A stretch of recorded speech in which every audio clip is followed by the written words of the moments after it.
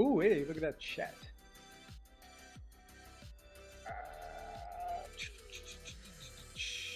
Are we live? I don't know.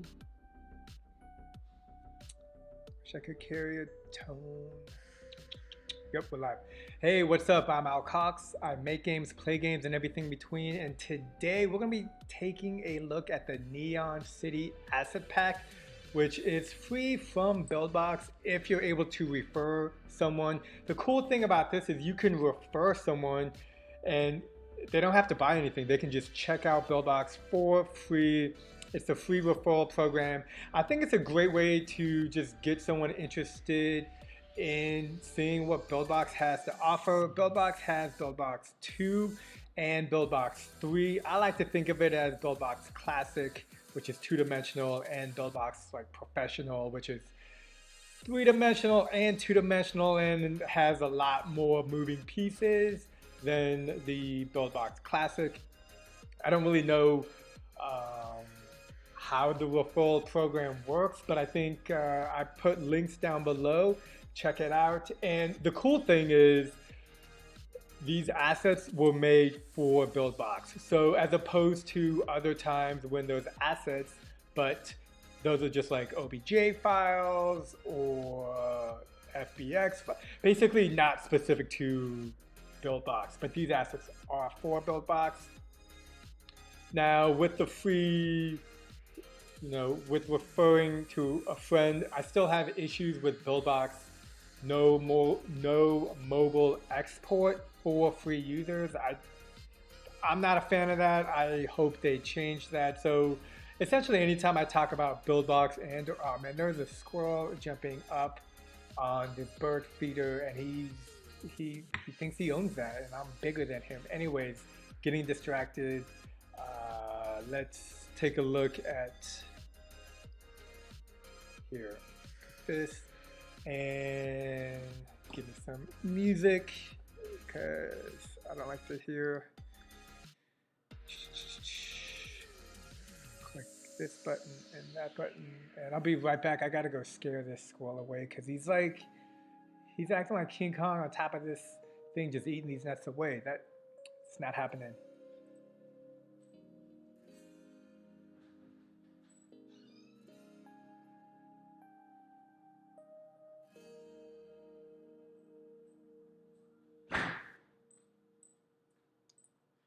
And just to be clear, I'm in Kentucky in middle America. I don't really leave the house. There's not much going on. And so this is my opportunity to try something new. And we are checking out, hey, what's up, Sonny? How's it going? Today we're checking out Neon City. This is here's a little trailer. And if you're new to Buildbox, then be sure to check out, I have a link. It's my referral link. I've mentioned it before. I don't know if people use it or whatever, but it's down there. So if you've never used Buildbox and you're interested, even though they don't have a mobile export, which I'm vehemently against, I hope they change that in the future. You can still make and play around with things. I do think the Neon Asset Pack, if you're brand new to Buildbox, it could be overwhelming because there's a lot going on. But we're going to take a look at it. I happen to have access to it and I was able to download everything and now I have a file. So it changes. No. And so yeah, we're going to take a look at it today. I don't know if we're going to build anything. Maybe there's always an opportunity to build something. But basically, I just wanted to see what is in this asset pack. So, you could take a look with me. I think it's gonna be cool. I know Zach had a live stream where he was building some stuff. I saw the beginning of that. There was a lot of UI stuff going on. So, but here, yeah. Oh yeah. So everything you see is on the left here.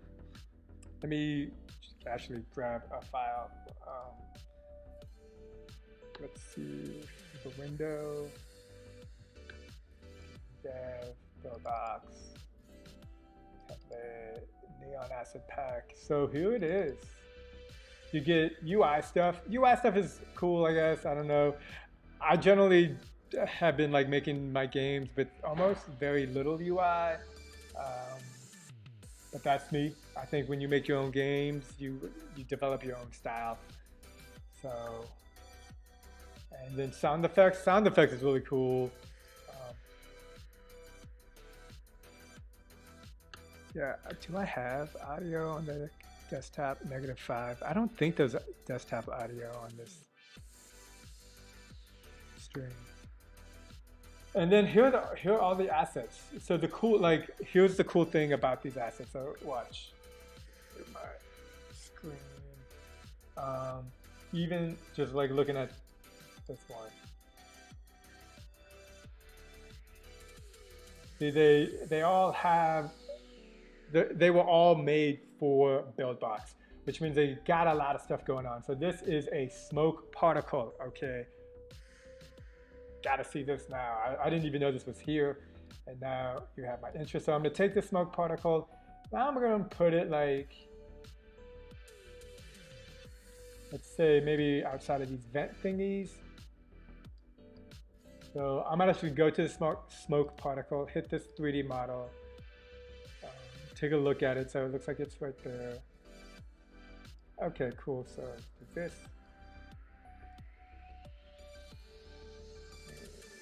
I'm going to take the snap mode. I have snap mode on. Snap mode is really good for level design, especially if you want certain levels to be organized efficiently. Okay. Oh.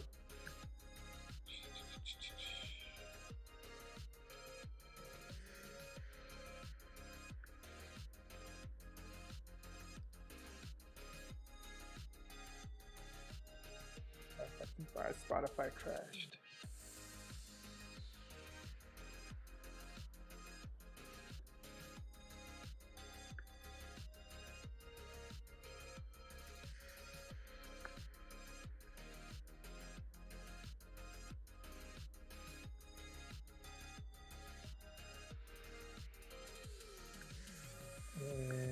Okay, actually we won't be able to see anything because of the camera. So let's move the camera all the way back like this.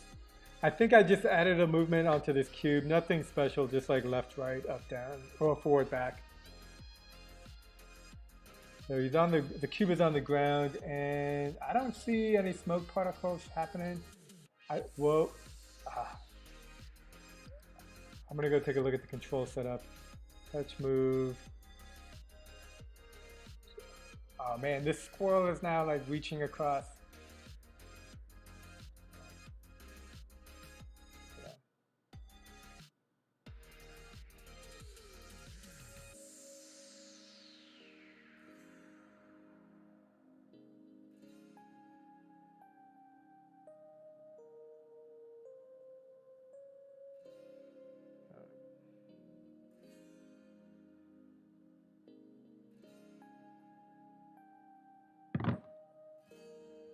Let's hit play.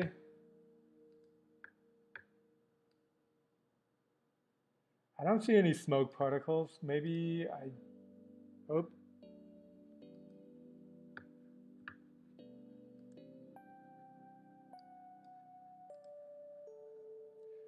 Okay, you never want to move around with this camera icon on because that's super dangerous.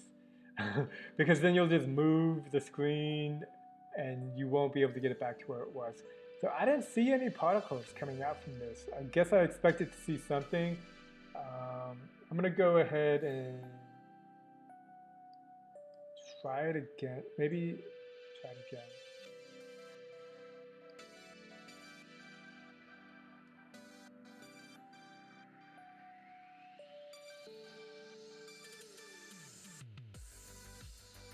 Maybe that's it?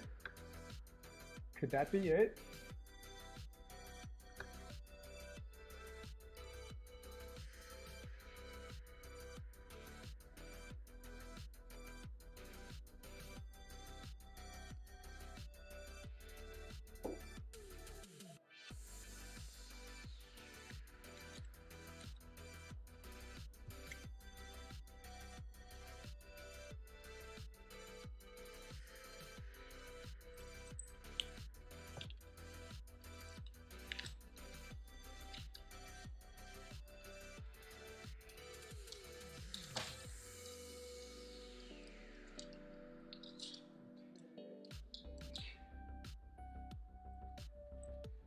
Hey, Valdes, what's up? Good, good. Just checking out this Neon City asset pack. Got access to it, so I just want to see what is up. Looks like something is changing colors.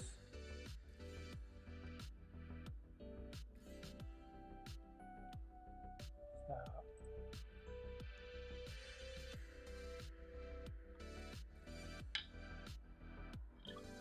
how about yourself? How are you this fine Monday?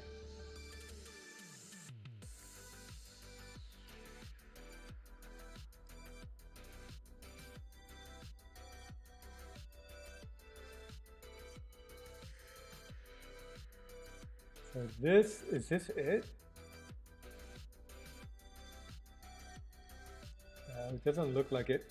So right now I'm trying to see, there's like this cool, I don't know, we'll call it a ramen.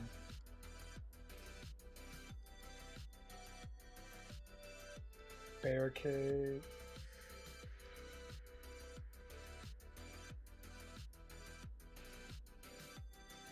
I'm gonna move this over here. Not sure exactly what that particle is.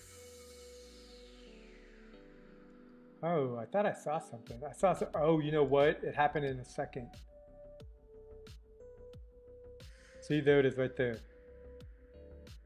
It was right there, but it doesn't seem to happen repeatedly over and over again. So let's take a look. So we don't see anything.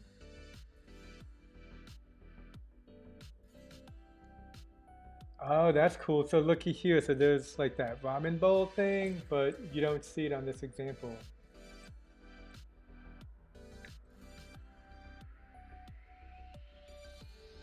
I wonder if that's supposed to be over there.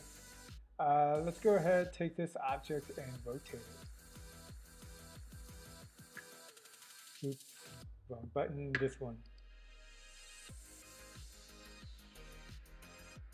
And if you hold shift, it'll rotate at a 15-degree angle every notch, which is a really huge kind of pro tip. Hey, what's up, Bills Saeed? Welcome. Just messing around with some things on the Neon City asset pack. Let me set that up and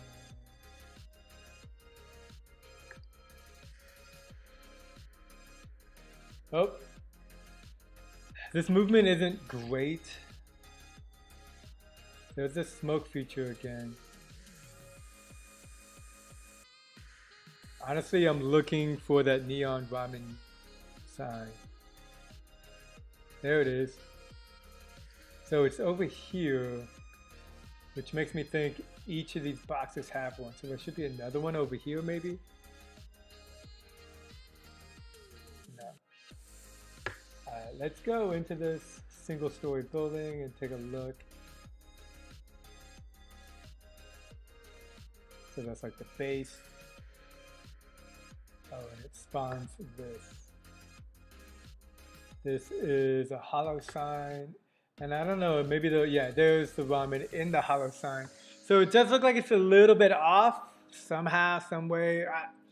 Who knows? We're just taking a look. That's the smoke building. Here's a neon sign. Long neon sign.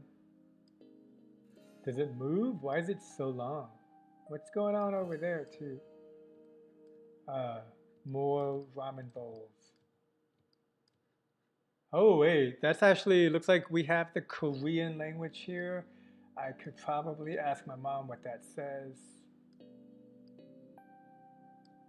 But I don't know. I know for a fact it's Korean because I'm Korean and I can tell. There we go. That's the neon sign. It doesn't look like it does anything. I'm not sure if it's supposed to. Where did we go up here? Yep. Cool. Yeah, that looks good. And zoom in here for a better look. What's my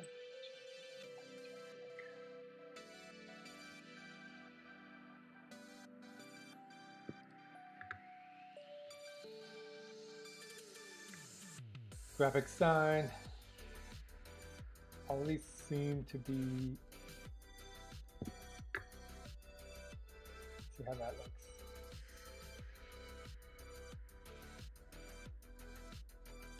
I'm not sure if these are all the same. Oh, there's like something slightly different among them.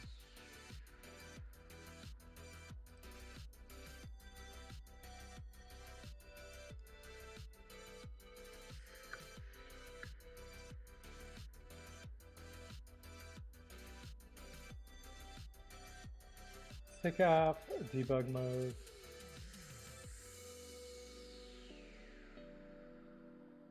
There's a smoke particle again. I see the smoke particle. I guess I just thought it would behave differently. My character is pretty far up, so let me just try to adjust that while we're here. Yeah, something like that would be better. I always like to select the camera when I'm moving the camera angle. Just so here, like I always want the X to be in the middle. There's a bunch of little finer points and details you can look into when you select the camera and move the camera view so that it can be the way you like it.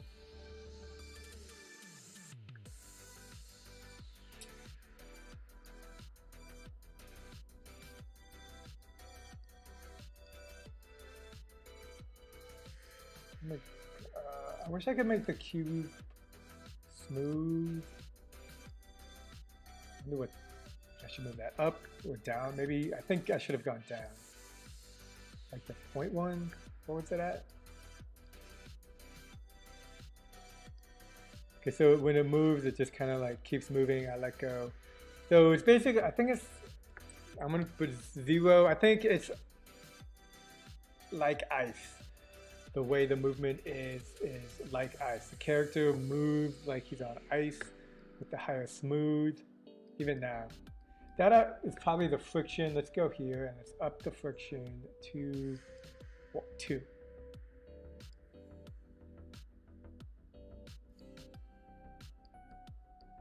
Yeah, that's actually a lot. I actually like that a lot better. Even if I were to move the friction to 5, I think we can get it so we have to roll the cube around, which is just kind of a fun, interesting effect, I think.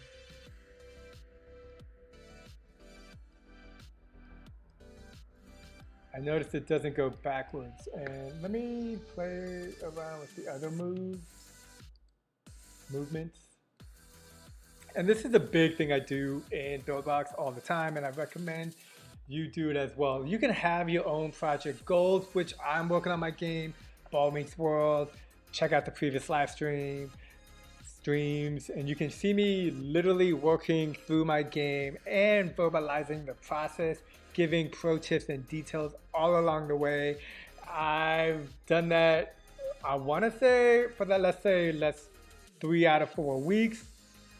But this week, I'm going to take a break from my actual game because I find when I am describing in detail how and why I do and make the choices that I make, it substantially slows down my game development time.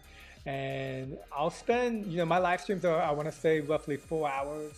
So I'll spend 4 hours verbalizing, discussing all the aspects of the game that I'm designing. However, this past Friday and Saturday, I kind of just did my own thing. And I found that I can just, work a lot faster when I'm not describing everything, get more things done, play test, trouble test, see what works for me, what doesn't work for me. All these kinds of things, which I think is super valuable for anybody who's coming into Buildbox, because I like to think of Buildbox as like, there's a lot of things happening. Buildbox 2 or Buildbox Classic, which is just 2-dimensional, that's a different story. We'll talk about Buildbox 3 here. Yeah, it's just, it takes time, so you need to allow yourself certain days or hours where you can just play with the software and get a feel of why something may or may not be working and how you can build up your tolerance to problem solve your own issues moving forward, or understanding you have a problem and then set that aside for a later date and then continue working on whatever it is you're working on. So basically the whole idea is, for me, I like to speak from my examples because I think, I don't want to tell you about something someone else may or may not be doing. I'll tell you what I am doing. And that's what this live stream is. It's like a break from my usual game focus on what I'm trying to do and more exploring, playing, figuring out what's going on with this Neon City asset pack, which is free from Buildbox. So let's go, let's try. So here, big issue or big noticeable difference between a green node and a blue node. Blue node is generally like for control movement of anything on the screen. Anything you want control of that you can move with a single touch or a double tapping touch should have a blue effect on it. But if you just want an object to move up, forward, left, right, then you can just use a move node. This is like, it's happening and that's just the way it is. The character moves forward, whatever. That's green node. And then we even have a red node. I might as well show it to you as well. And this is more like if you want something to happen from A to B, B to C, you can use a position animation. Move node is like A plus or A movement, positive or negative direction. And yeah, the touch move node. So these are the blue ones. They are usually under the controls. Controls is a better way. What was I saying? UI button? Controls. So basically you can control the type of movement. You can even collect the controlment to the move so that if you touch the screen, it moves in that direction. That's a possibility. I'm not going to do that now. I think I want to keep the touch move. But I want over here, Z-axis. Well, this is what I was using before, right? I think the sensitivity is too high, but let's take a look. Yeah, it is too high and it's jumping all over the place. 0.5, 0.5. And I'm trying to have it so you have the X direction, which is left and right, and then the Y, which is up and down, and we'll do 0 smooth. And save it.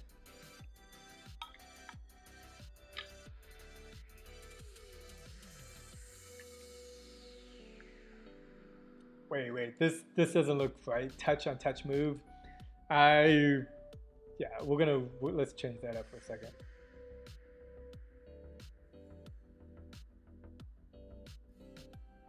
The touch and press and release is a really cool control function, and I strongly recommend it. I think most type of casual games should just basically have a single touch, like a one-touch mechanism. That's how I like to do it. Obviously, your game will have your setup the way you like, but I think this touch and release is a great way to do dual functionality on a single touch. But I digress. So.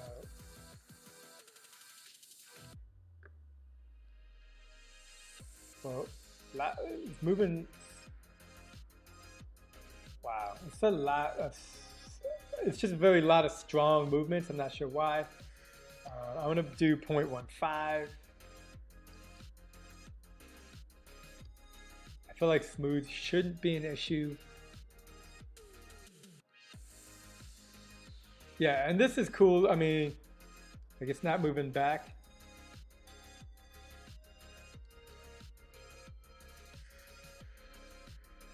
Yeah, so the problem here is this X and Y basically will rotate depending on how a cube is set up. So originally when you first load, it's pretty straightforward. I think if you do a debug, that'd be helpful. So like X is to the left and X is to the right. But once the cube flips around a few times in a different direction, then you kind of lose track on what is X or Y to the cube. And that's kind of a big deal. So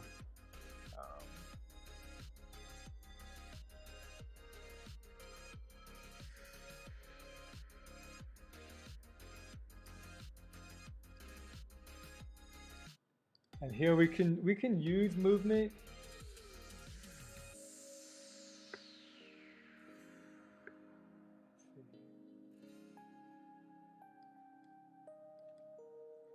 No, I was looking for like a four-way.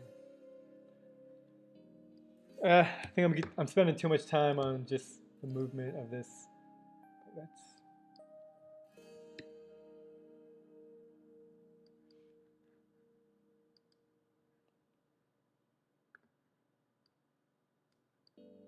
because I like this effect, but it doesn't seem to go like. Why are you flying up?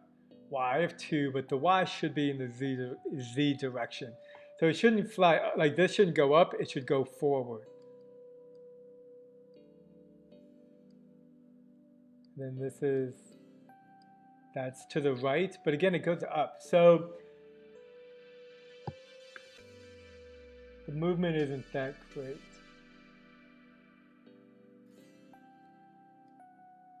Let's try the four-way swipe, pretty straightforward, and we can use the movement. I am very curious to see if how this moves, because if it's one thing if it's constant, if the movement is constant. It's another thing if the movement happens and then stops. So it's important to pay attention when you are trying things that you don't understand. Like try to visually understand it. That's what I do. So this will be move forward. You could say up, but I don't want to think up in the Y direction. I want to think forward in the negative Z direction. You got to know which way the axes are. Like in terms of up, down, left, right, forward, backwards. X, up, down, Y, forward, backwards is Z, left, right is X. So I'm going to do -2, move back, we'll do +2, left, we'll do -2,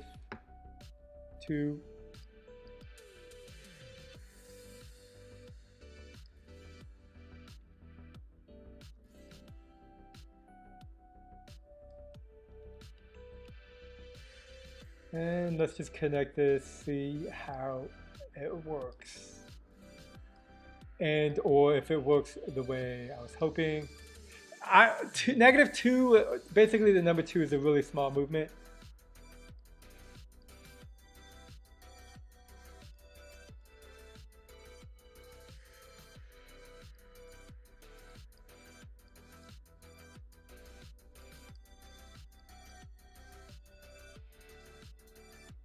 Okay, a couple things, add some weight to it, and I'm gonna go ahead and make this 5.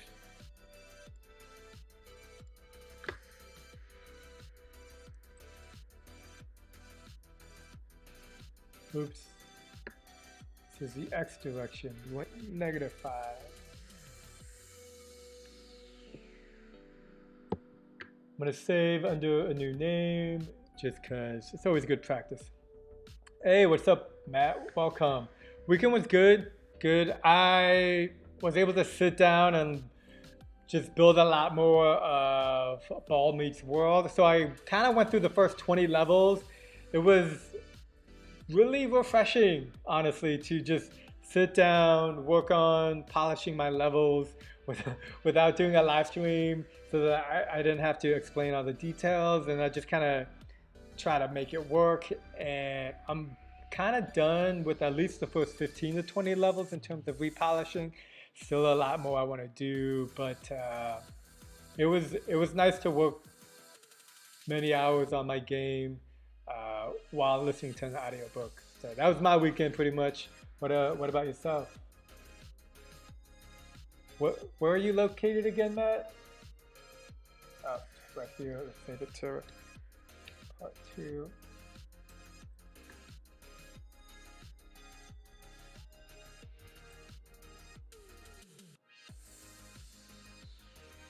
So I think with the swipe node, it activates these movement nodes a single time. Always be watching how the movement nodes work when you set it up, because they will not always work the way you want to. So here, yeah, here we can see it's constant, right? It's like it just keeps going, no hands. So that's how the movement nodes work. A way around that is to use a state machine. And what that does is it essentially activates whatever in and out one time. Oh yeah, Michigan. I should know that. I grew up in the Midwest, so part of my grow up was in the Midwest. But yeah, Michigan always seems like a really nice state, minus the cold.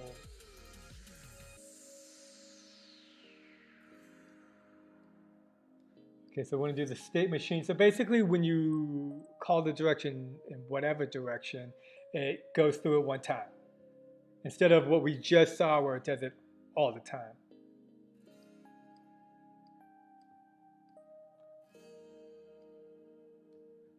How are the COVID numbers in Michigan?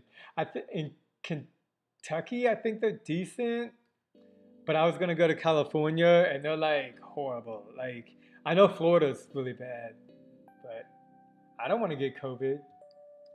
Okay, let's save it and test it.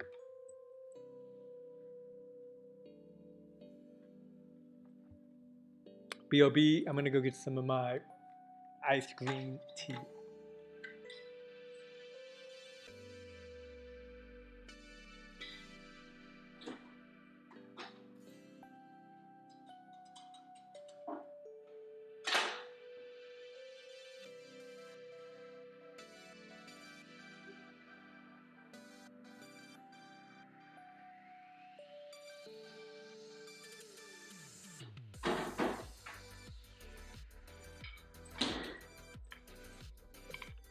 Yo, welcome Abmore. We're just playing. Battery good? Okay, cool. I'm just like, what am I missing? I always think I'm missing something. I'm missing my coat. I'm a little cold, but.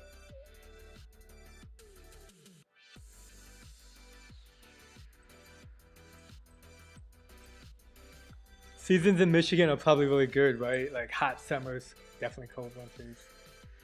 The whole fall and spring. Okay, so let's check this out. And it should just move it. Okay, no, it's just. Okay, so here it's clear the state node doesn't at all do what I'm looking for.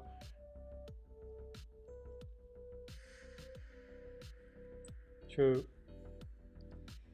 True. Such weird times. I keep telling literally everybody I talk to, I'm like, this is a pandemic. Sometimes I'll say global pandemic, even though it's repetitive because pandemic means global. But you know, sometimes it's easier to just explain what you're saying. But yeah, like if I had my way, I would literally be in the Ukraine right now, probably Odessa or Kiev. But COVID is a thing, so I'm in Kentucky. I never leave the house. I think I've left the house like 5 times while being back for 2 months. Okay, so I'm gonna do movement animation.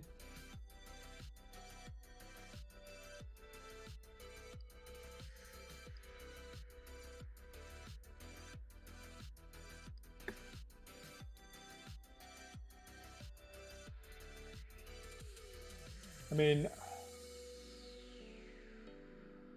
think I'm just gonna stick with this. Trying to focus on the asset pack. I'm losing touch. Let's do 0.5.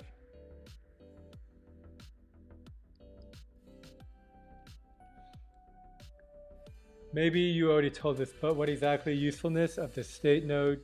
Why can't you connect move nodes directly to the state, directly to the 4 swipe node? So you can. Basically, my program or my philosophy is to just try a bunch of things. The main thing is the green nodes are movement nodes.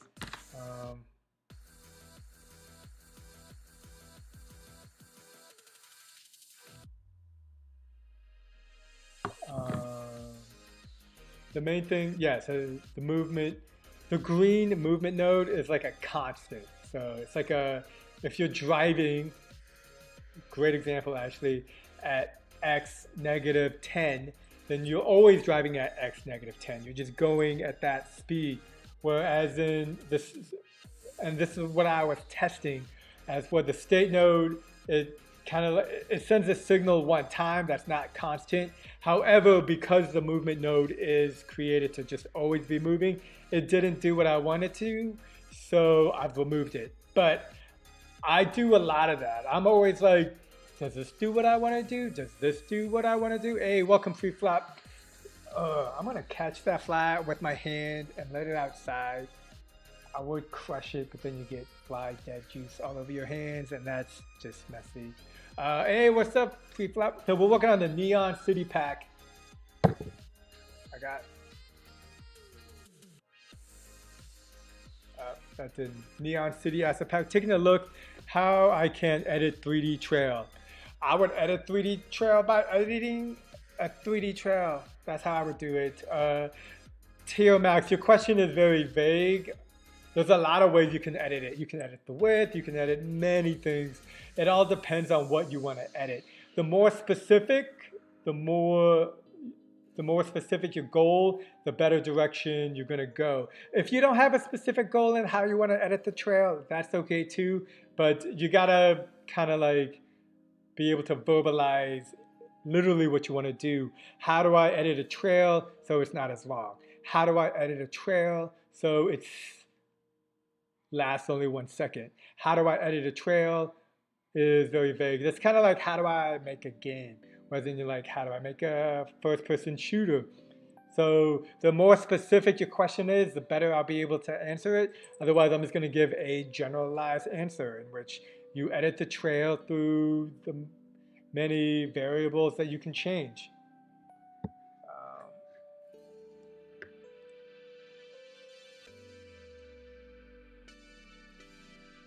So smoke particle. So this is the smoke particle, and I don't seem to see it. So let's go here. Now I'm gonna hit D to copy a bunch of times. Oops. And now we'll see all of them right there.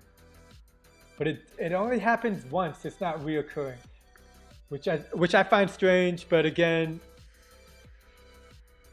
I've only looked at like 3% of this asset pack. So let's just keep going. The neon signs droplet particle. I don't know what this is, but I want to know. So I'm gonna put it here, and then I'm gonna put like a bunch of them next to each other, and now let's take a look.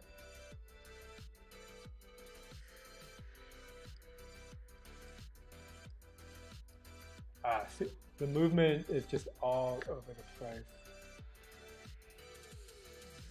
2.05. Yeah, no, I like, dude. your character is like, how do I edit my character? I don't understand. I don't understand because it leaves a lot to be interpreted by me. Let me give you an example. So trail, I'm gonna grab this regular trail because you didn't specify on the 3D trail. So there's 3 ways you can edit on the node for the trail. I should have just done this sooner, on the node of the trail. So I'm gonna put this trail on this character. So you are asking, how do you edit? And these are the variables that you can easily edit. Oh, I don't have a texture, crap. Okay, look, here's what I do all the time.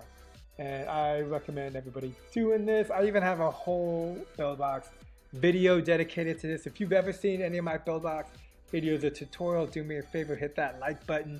It shows me that you've maybe seen one of my videos or tutorials, which I think is cool. Where is the character with the trail? One of these has it. Deep Fly. So I'm gonna grab Deep Fly. I'm gonna put it into my library, or I'm gonna need to get the technical terms. But I'll put it all over here on the left and grab it. Go into it. Here's a trail, so I'm gonna grab it. This trail, which has a texture on it, saving me the trouble of adding a texture. So I'm gonna add it to this character who doesn't move the way I like. Let's not judge him too bad. And here, yeah, so again, these are the attributes that you can easily directly change. If you, I'm assuming the trail is on your character. You can put that trail on anything, but you were asking specifically character. I think additive is good. Width is way too big. Wow, 60. And then fade, something like that.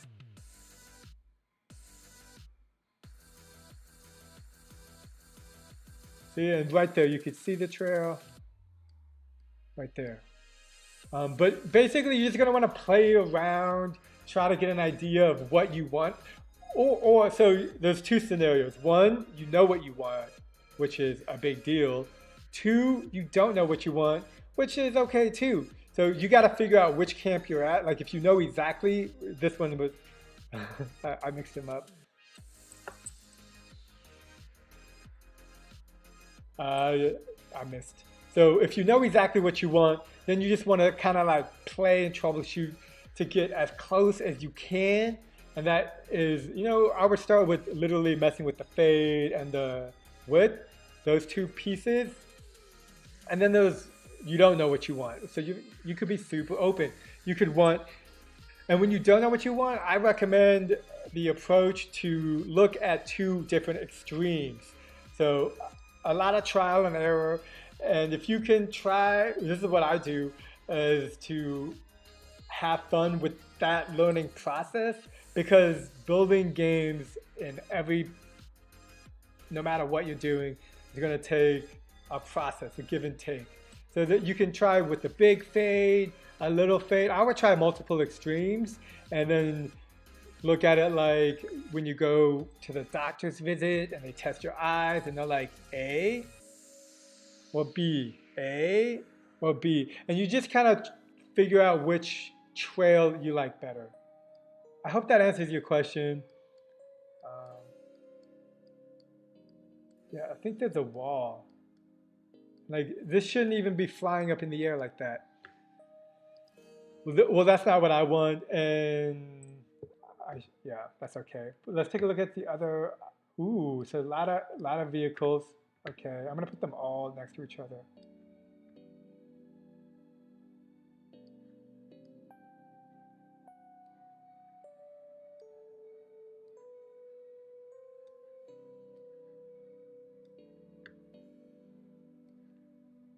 So these assets look dope. Let's take a look.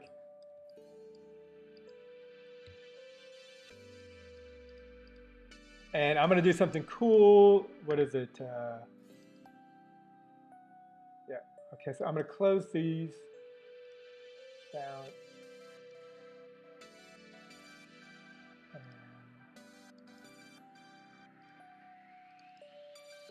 Now I'm just bringing up the nodes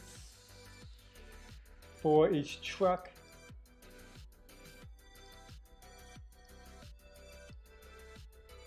Up here. And we're gonna have it so that when I touch a truck, it's gonna move forward. Easy, nothing, you know, we're just doing simple stuff today.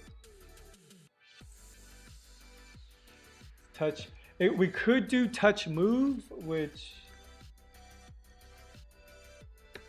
allows for you to click and move it, but I kind of just want like a touch the truck, it flies away. So let's take movement. And so this is a really good example of where you want the green node of movement to happen. And in fact, we can do a couple of the things. We can have it so when you release, it's not moving. And when you press, it's moving -5, I think is a good one. And this is for a truck with no cargo. I'm gonna do this for all of the trucks maybe. Well, you know, let's just test this out. Okay, so I don't see a truck because it's all the way to the right. So let me see if I can't get this guy to go to the right. A little bit more. Okay, so now I'm gonna click on the truck. You can see I'm holding down and it's moving forward. I let go. and then it goes from moving to not moving.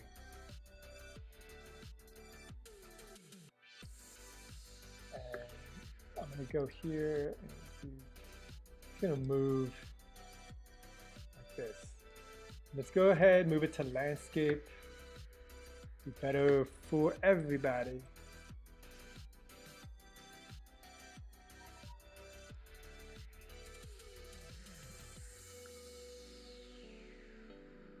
Okay, pressing this truck and you can see, that's cool. So I didn't know this, but now I know this.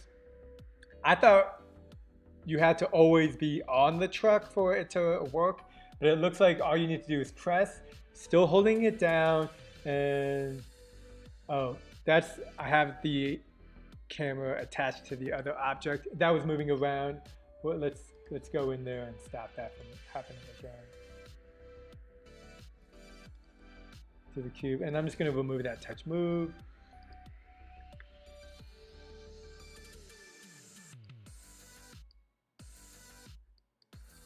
Okay, so it's actually touch anywhere on the screen. I thought it was specific to the truck, and I think that's because these are control buttons. Well, as in, if I were to do something like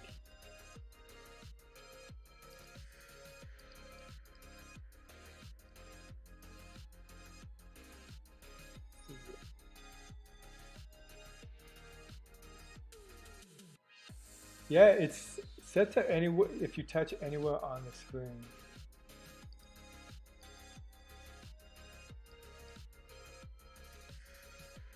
Oh, is touched. Okay, I want to see what happens if I do this. Disconnect that as well. So here I definitely have to touch on the truck. And it doesn't move. Okay, you're not moving. Let me delete. Oh, you know what?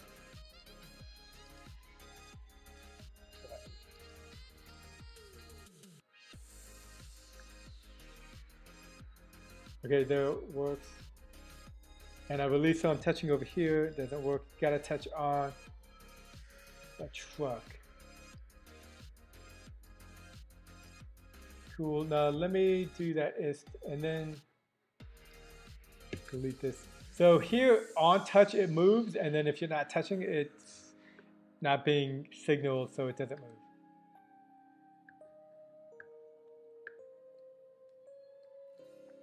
Oh no, it doesn't work.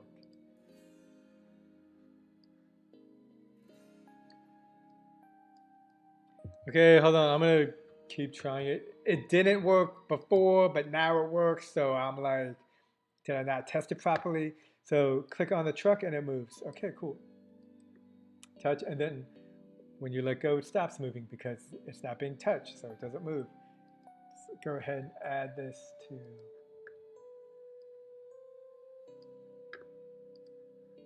I wish you could copy multiple objects at the same time, but that's okay.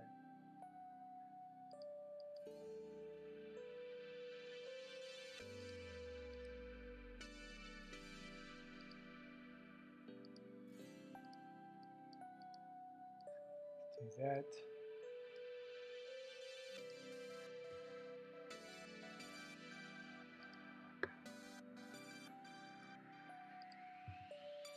This is a no-code software, so things like this take time. If you could code, you could do this super quick, and then never have to worry about it again. Probably, maybe, who knows?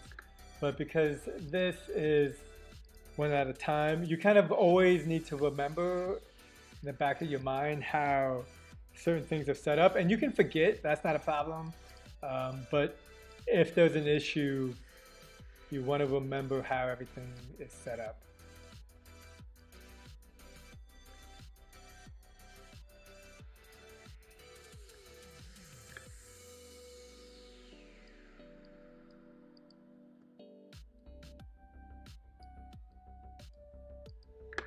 Cool. So now all these truck have and is touched move associated to it. We're gonna save it because you gotta save it.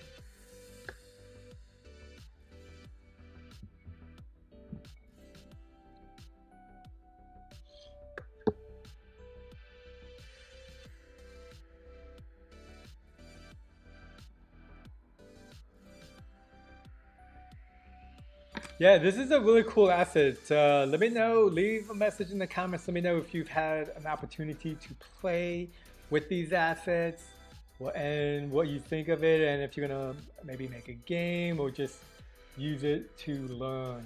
I like to use all the templates and just take a look, see what's going on, because there's always something to learn.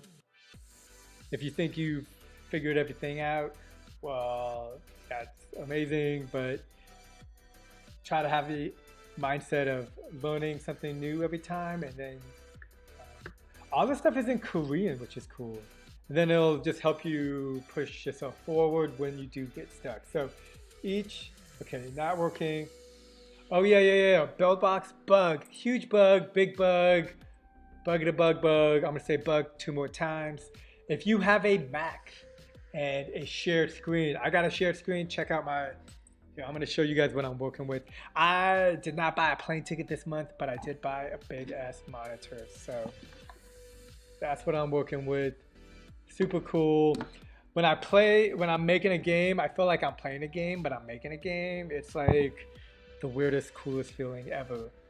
So we're gonna reload because I have a second monitor, and that's why it wasn't working before when I was testing.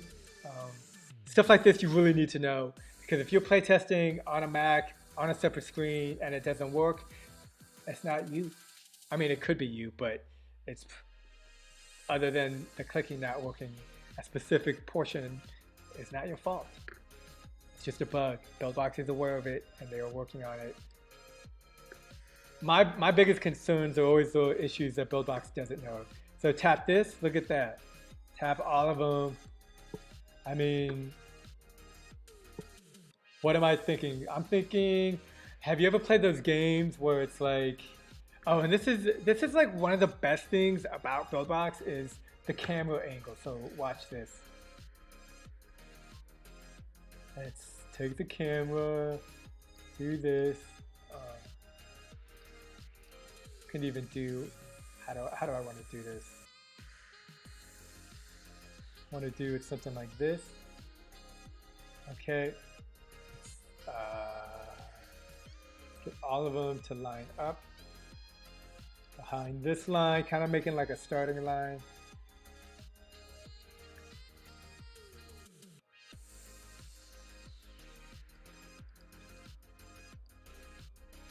So it took me, I want to say about a year.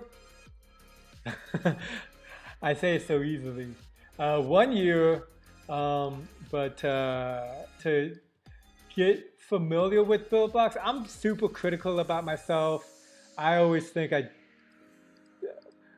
I don't know what I'm doing a bad job. So like things like that, I'm always critical on myself on how I'm doing. And definitely when I was beginning Buildbox 3 a year ago, I was living in Lisbon, and oh my gosh, it was like so difficult. Buildbox Classic, Buildbox 2 was just so easy. Buildbox 3 has a lot. But I'm gonna try to show you some cool stuff, and yeah, I think. Yeah, I almost missed it, but look up here. I am in the camera viewing mode. Gotta be more careful on this. So let's do something like this. And let's, I'm gonna move this cube over here. Let's grab another asset. Let's grab a ball. If you would like to see more assets over here, type in feature request on Buildbox Discord and be like, more cool generic assets, please. This is something I've been meaning to do. I don't really know how to give Buildbox my feature request. I have like 1,000,001 ideas. But I tend to just like focus. I'm very focused, and I forget about everything else when I'm working on something. So that's not necessarily a good thing. But here, let's go like this. And what do I want for this cube? I want this cube to move. Put this 0.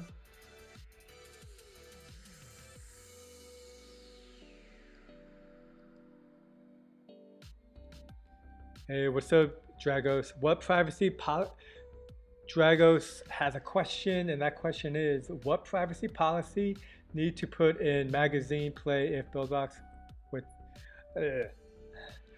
what privacy policy need to put in magazine play if make games with Buildbox? Okay, so what it sounds like you're trying to do, which I think is really cool, if it is you're trying to make some kind of magazine with Buildbox, and you're worried about privacy policy issues so that you don't get in trouble.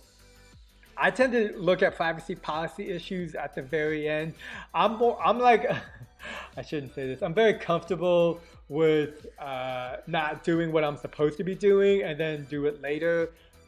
Yeah, there's big legal issues with that. I would just Google that information, like what privacy policy do I need for my story? And it all depends on what you're using, what you're trying to do. But it sounds like you're trying to make some kind of magazine using Buildbox with like images, which I think is super cool and awesome.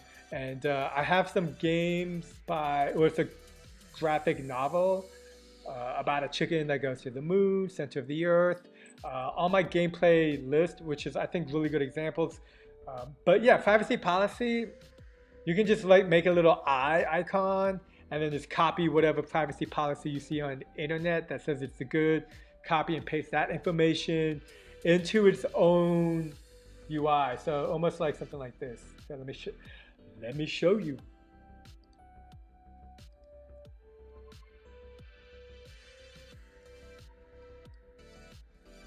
And then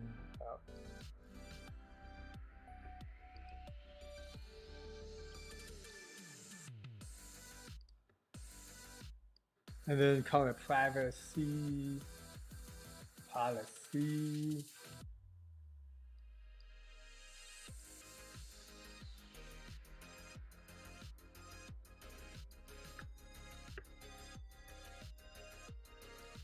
Notification button.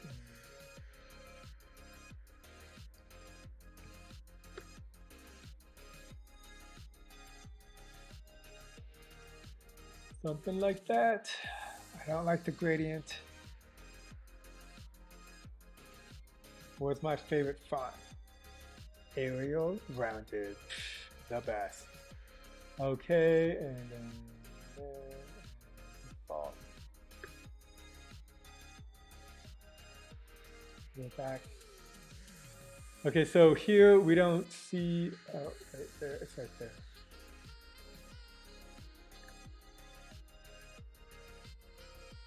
The navigation button. Restart. So, oh, yeah. And then privacy policy from internet. Blah. I like my blahs with an H. How about you? If you like your blahs with an H, hit that like button or leave a comment and say you prefer no H's. I think I do both. Okay. Up. Yeah. So here, when you play the game, you'd have a privacy policy up here. Click it. Doesn't seem to be. Hold up. Let me get that.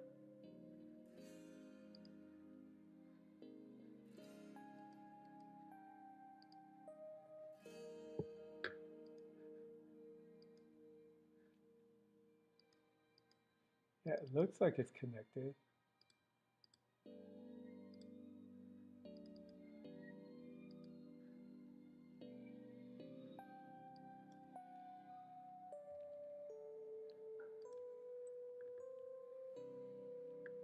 So here it is, and then Oh yeah, the bug. I just told you about the Buildbox bug with the Mac separate screen. You gotta reload it twice.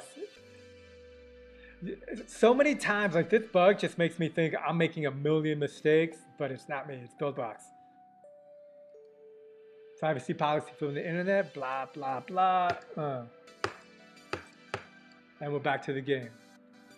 What happened to the trucks though?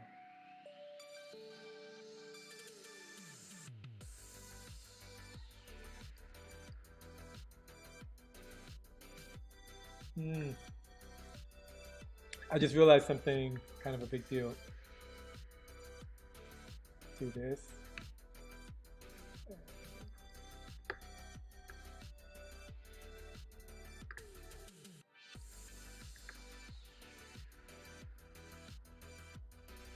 See, something's weird. I feel like I should be able to see. Yo, what's up, Astro Hound? Ah, playing with Neon City Asset Pack. I don't know where anything is at the moment. Let's do that. I'm gonna move this out of the way. And I'm gonna copy all this. Minus the cube, which I guess is the player. And I'm gonna put it into a new scene because you always wanna set up a good structure. Check it out. I'm gonna try to make Astrohound. I'm gonna try to make a carnival themed game right now.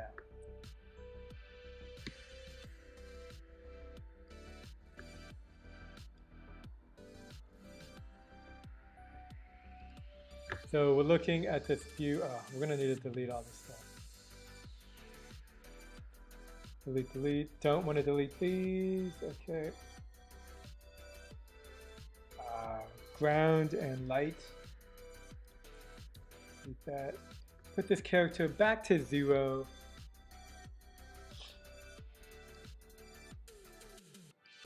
Oh.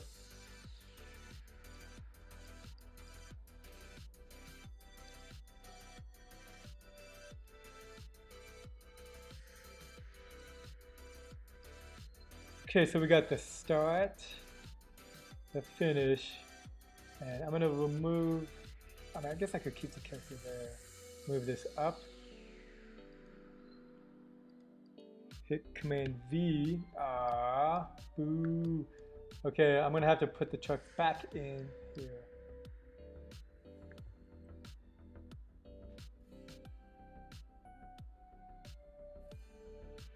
Where did the trucks go? Yeah, Dragos, don't forget to hit the like button if that was helpful.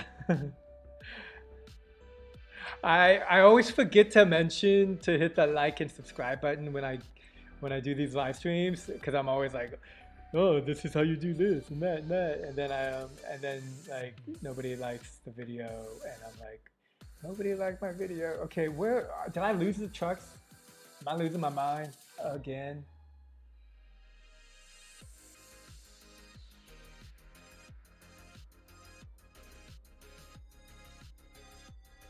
So down here, were they down here before?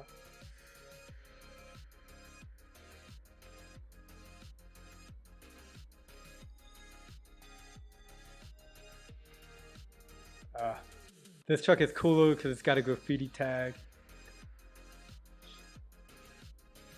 That is one thing I really liked about living in Lisbon is they're really open to graffiti everywhere.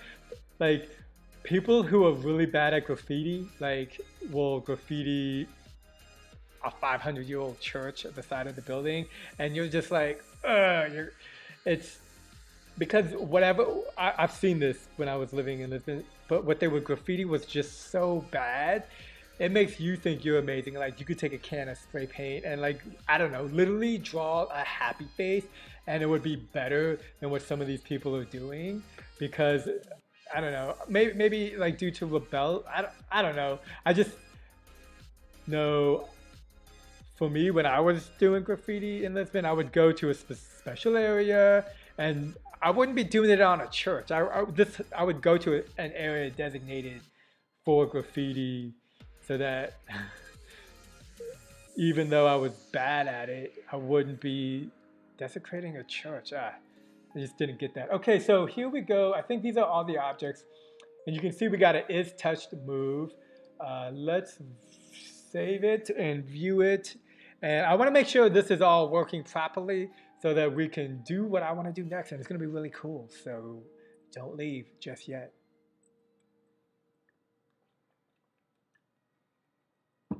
You know those carnival games where you like squirt the water gun and you're trying to move a truck or a horse? Technically it's a horse. That's what we're going to be doing. I played a pinball machine that did the exact same thing. It was built in like the 1960s. If you ever go to Budapest, they have literally the best pinball museum, at least in Europe. I would say in North America, the best one is in Las Vegas.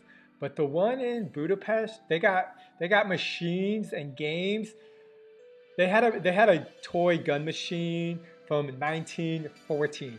This stuff should be in a museum, but it's not. And you just go in and you like pull the trigger. And if I could, I would use it on these squirrels right now. But yeah, you can play a 100-year-old game in the Budapest Museum. Entry fee is like $5. I strongly recommend everyone to go there. Receive. So I'm going to put a receive node, and this is going to be called press. Okay, and I'm going to do like this, and I'm going to copy and paste this on all the nodes. Well, all of the trucks. Sometimes I just use the completely wrong word. Troubles of being a human.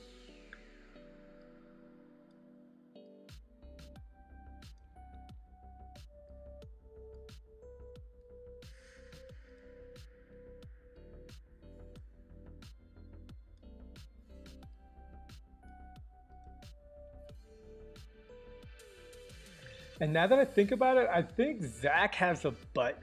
Let's go check out the Discord, see if we can't find that button.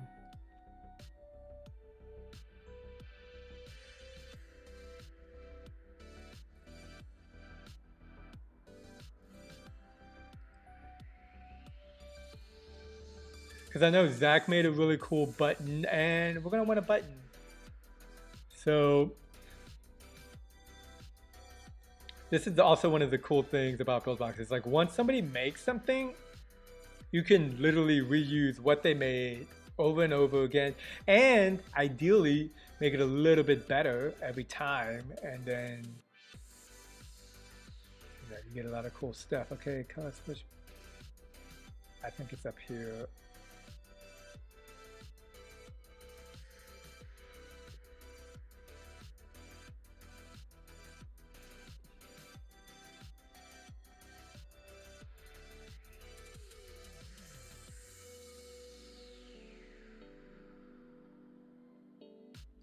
I don't see it, so I'm just going to go in, download the phases.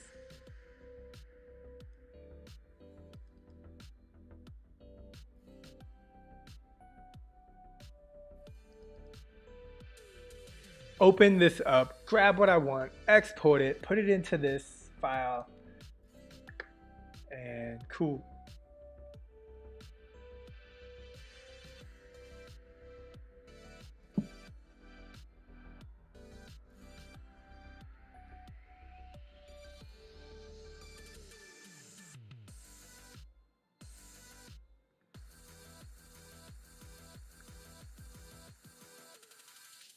Almost, and we are done.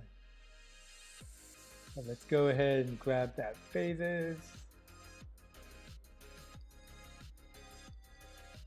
I also spent the weekend organizing my files. I don't know if you've seen my screen, but it's usually full of just screenshots and super messy. Let's open this. Now, I'm trying to go for that button Zach made. I think he did a great job on that button. Let's find it. Oh no, maybe it's not here. This, I think, is an old one. crap, I got an old one.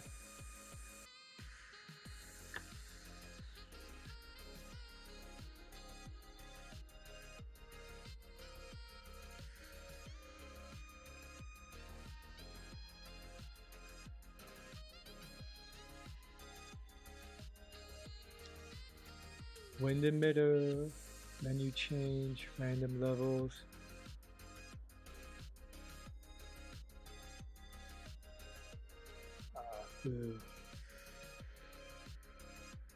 FPS example, a lot of stuff. I don't see what I'm looking for. All right, I'm just gonna. Well, I might as well try to see. Oh, here. I didn't see what I was looking for, and yet here it is, right here. Let's go ahead and export this, and we'll put it in here. What was this red button? Go here. And this is why it's also really important to just check out as many templates and things you can, because if you see something you like, well, you can grab it and use it in your own game. Green button, not green button. Green button. Hold on, let me check these buttons out. Cancel. Just to make sure we're not missing anything, we got to spawn. What are you spawning? You spawn the green button. Okay, looks good. Send color animation, yada yada yada. Looking good. Go back here.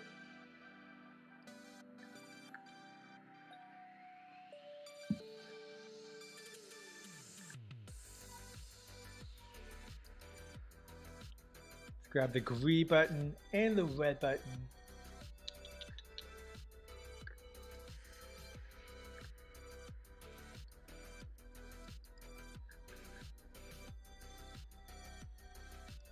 And let's move these.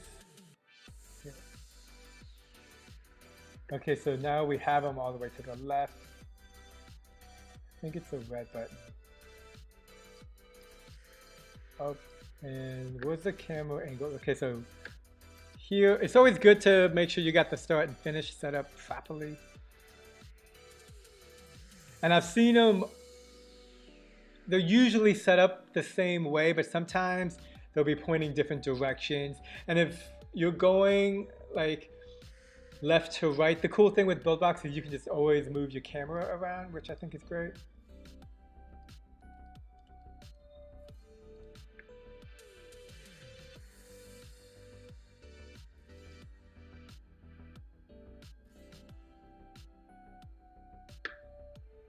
Okay, so I'm gonna actually do something like this. And that's just to keep everything in one screen. I was trying to use a different screen, but yeah, let's do that later. Okay, and then we'll put the end somewhere like here.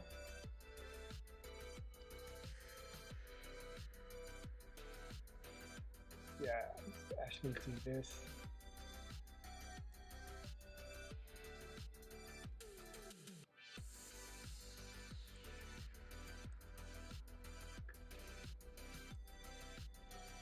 Cool, and this will spawn a ball.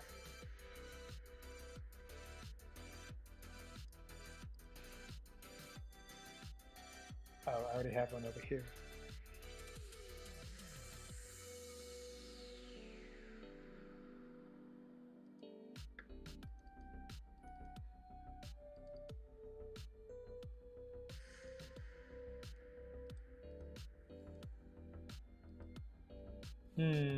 I'm trying to see how this gets activated.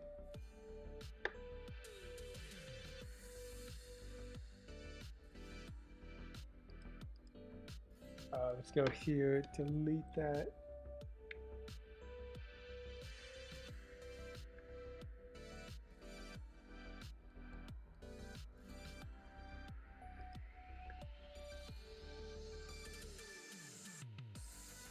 Go ahead and make this cube kinematic.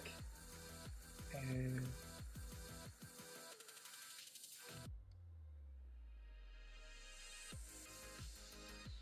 So it's always important to remember the orientation of everything because we're in a 3D world.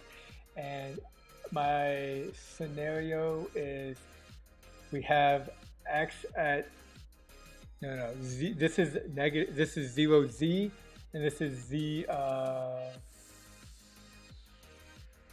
35, negative 35, okay? So I'm gonna wanna move this so it's going left to right, but it's going left to right, but the angle of the camera is actually moving in the Z direction, so I'm gonna wanna move it based on the Z direction. And here we can just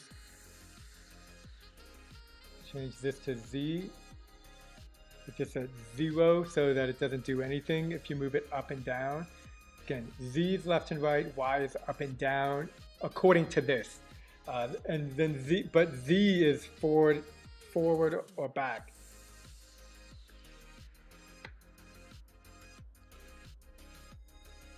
Here we can see this moves.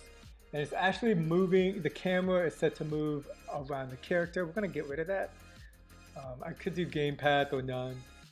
Let's go in here and let's move this up to 1, 2, okay. So it's actually inverted, so I'm gonna go ahead and we can see a trail. That trail doesn't seem to be going away, that's okay. Let's invert X. Then we're gonna add a spawner and a timer.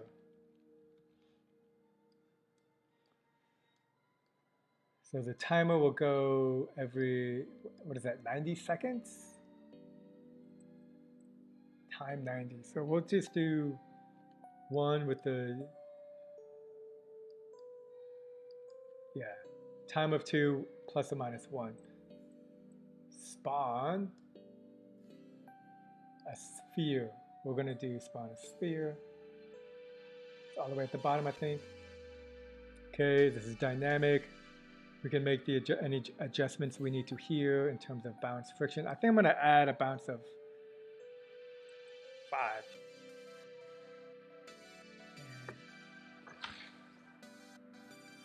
Hey killers, welcome. Recommend Play Store games made with Buildbox or will have lag. I specifically don't have any thing that comes to mind when it comes to Play Store games. That's because I have an iPhone. It is likely to lag. I would recommend checking out any game by Tapman Studios. They're probably one of the best developers of Buildbox games, specifically Buildbox 3. Also check out Donuts Delivery, which was made in Buildbox 2. That should run smoothly in Buildbox. That is a 2D game made with the previous Buildbox software. So if you're looking more towards like what we're doing today, Buildbox 3, nothing really comes to mind. I would check out Tapman Games though, because there's only like less than 5 developers, I would say, not even including myself. I wouldn't even put myself, because I don't develop games all the time. I usually just play around and how does this work? And I just like poke around with everything, tap. But they make probably the best games I've seen for Buildbox, at least people that I am in circles with. There's some other people that I don't even know who are making games. So I can't remember if this is on iOS, but let me go to the website. Okay. So yeah, here's some good games. These are on the Google Play Store. Looks like they only have 1. So definitely check out this one. Google Play Store just generally runs slow. Android just generally runs slow. So if you just keep that in mind. And this is also the biggest reason why I always tell anybody making anything with Buildbox is put it on your phone, test it on your phone always, because when you don't do that, your expectations of reality don't actually meet the expectations of reality. If you assume that the game will play like on your computer, that to me is a really big assumption. That is a big assumption. Like, I don't make that assumption until I've play tested multiple times to be comfortable with that assumption. My assumption is usually the opposite, is that it doesn't.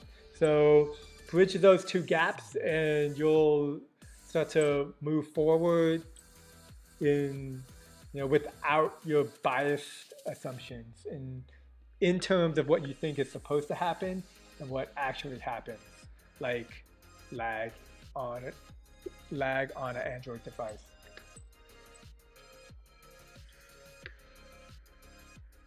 I'm gonna make this blue, because I like blue. What's your favorite color? Leave a comment, let me know, and then we can have a color battle. I like blue and my brother likes red. I don't know if I chose the color I like or if it was designated upon me. And then what does that all really even mean? Too much to think about right now. We need to make sure this thing has physics. Does it have physics? Yes, it does. Okay, cool. So we're gonna spawn this below the object. So we're gonna have it at negative 2y. And then we can have this at 1 and this at 1 as well. And look, I didn't save it, so this is huge. I do this all the time. I forget to save certain things, and then nothing's working, and I'm like so confused because I didn't save. Let's go here, we're saving it, and how many trucks we got? 1, 2, 3, 4, 5, 6, 7, 8. So. And here I'm going to go to the snap grid. That'll snap everything in motion, in place. I don't really like this. Oops. So I put this grid size to 4, and I'm hoping I'll be able to just copy and paste these buttons easily. D, 3, 4, 5, 6, 7. Looking good. And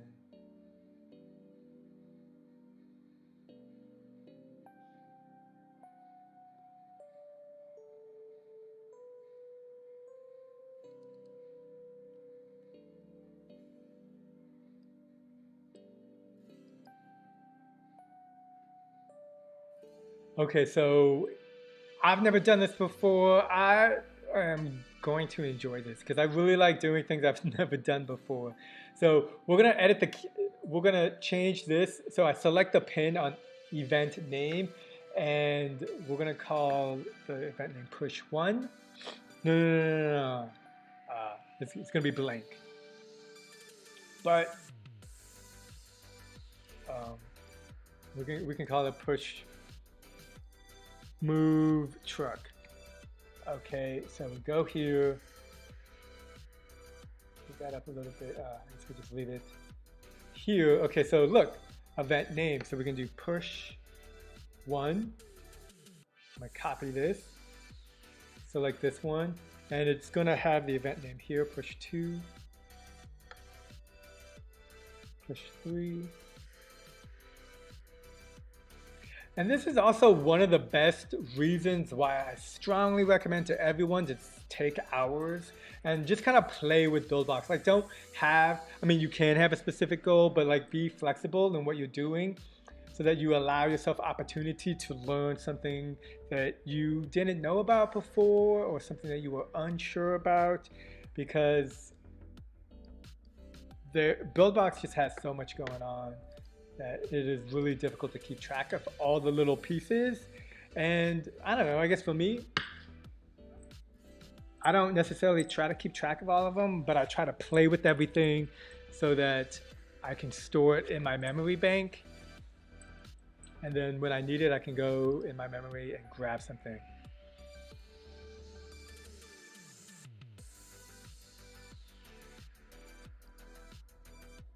I hope I got a message.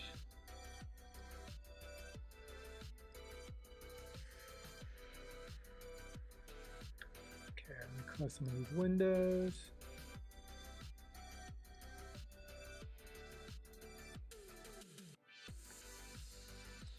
Okay, so here, let's go to this truck.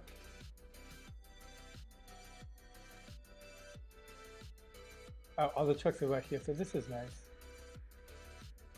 And 1, 2,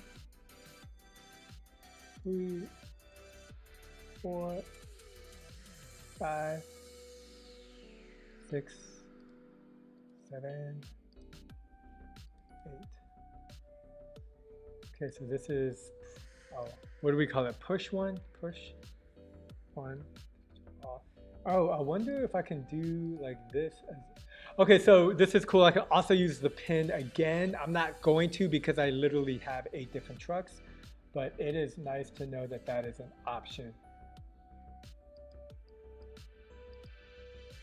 It's going to be push 2. Oop, push 2. So mistakes like this, I have push 12 happen to me all the time, and that's why it's really important to just like keep your eye on where you make mistakes.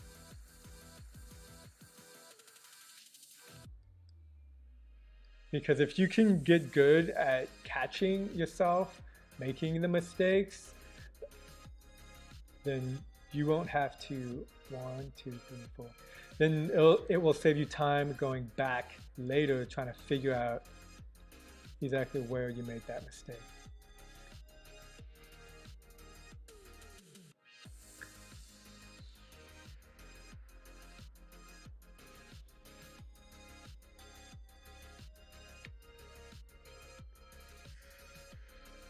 And you know, I'm noticing, like I'll go over here and I'll press Command V. Oh, it's like when I say what I'm doing out loud, it actually works. So let's take a look.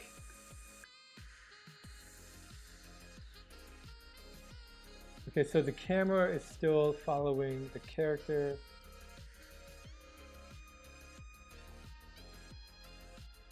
Oh, it's following the gamepad. Okay, but we don't have a ball spawning for some reason. Like it's there.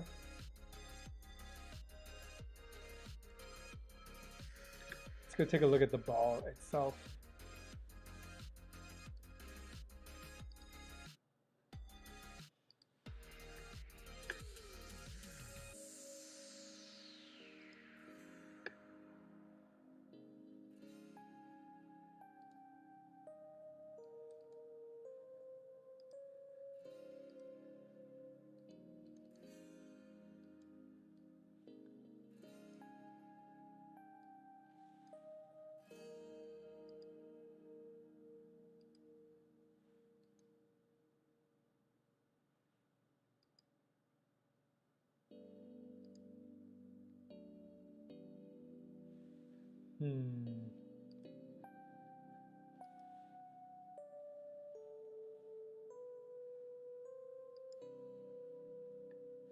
So step 1, I'm not getting this ball to spawn.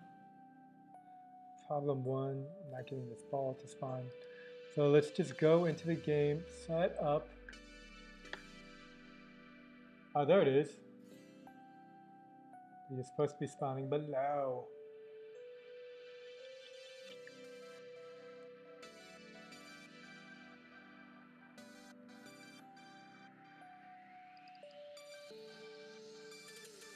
Spawn, oh, here, -5, 3, -3, -4.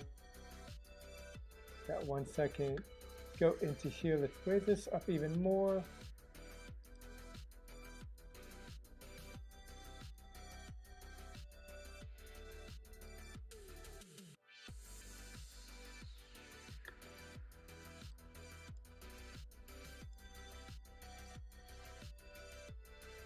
Weird, I can't turn the debug off. Okay. Close it. When you go in the sphere, we're going to add a little bit more bounce.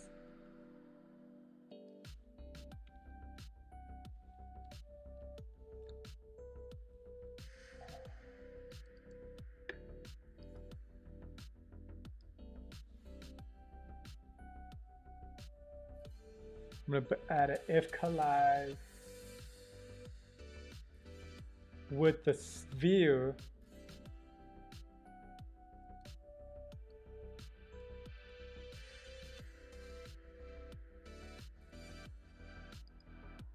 If collide with the sphere, then do this.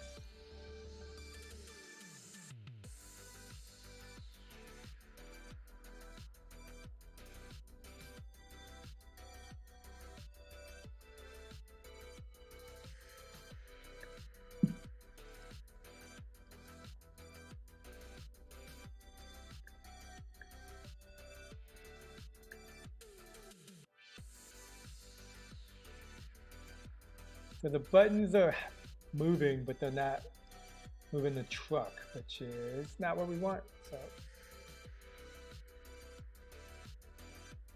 let's go into this truck node collector. Receive, push one, move. Yeah, it's set up. Okay, so let me see if I touch the truck, it's not moving. That's weird.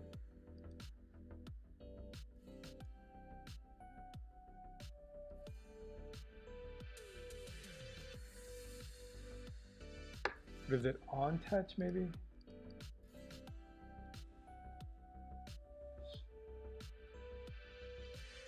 Disconnect that. So if this button is activated, it should move that truck. Negative.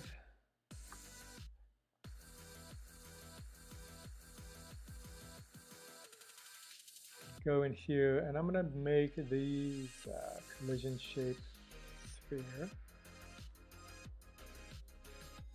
Cool. I like to put these rotation factors at 0.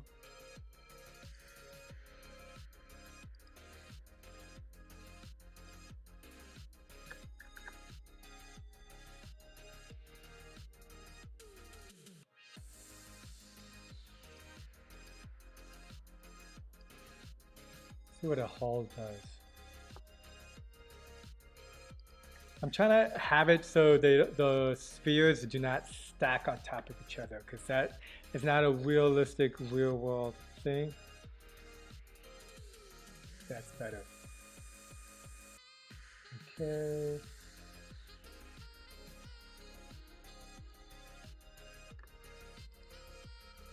Red button. If collide with sphere, send this.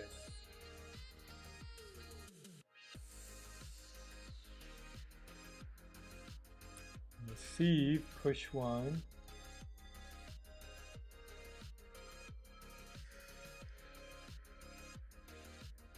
Push one. I mean, they have the, you know what it is? I bet you it's the event name needs to also be correct, which is the event group move truck. That's what it is. You see, there's a million places for me specifically to make a mistake. So, you know, I always find it good practice to just go over everything with the comb and like just kind of like basically look for an inconsistency.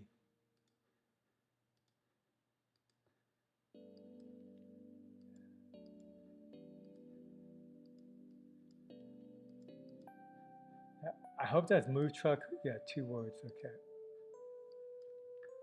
It probably would have been easier to just type QE, QWE, QE. Gotta stretch the neck. Okay, so I think this is good.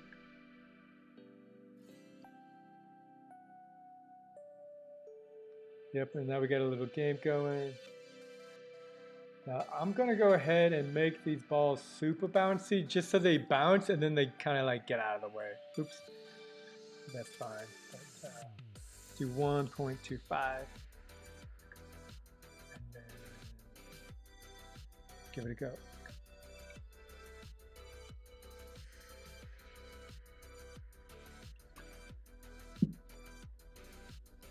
Oh, you know what I noticed? The button doesn't release. The button is not designed to release, I suspect. So let's go and make it release. So send.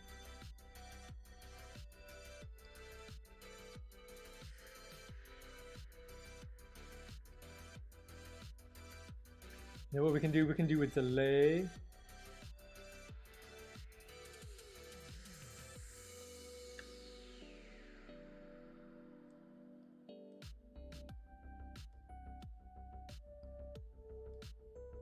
And then I'm going to remove it. That, I don't know if that gets rid of the object. Let's see what happens. I don't know. Let's find out.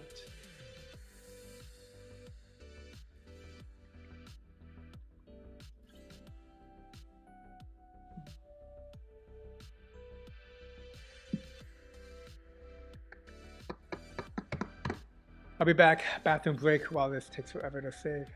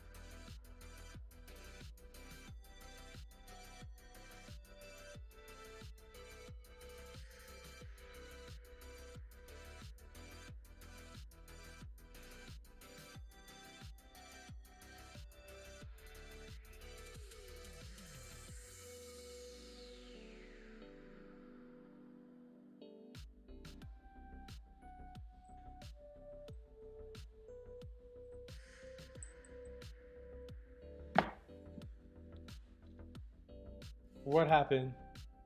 What happened? I cannot connect to server. Oh crap. No, do not tell me everything is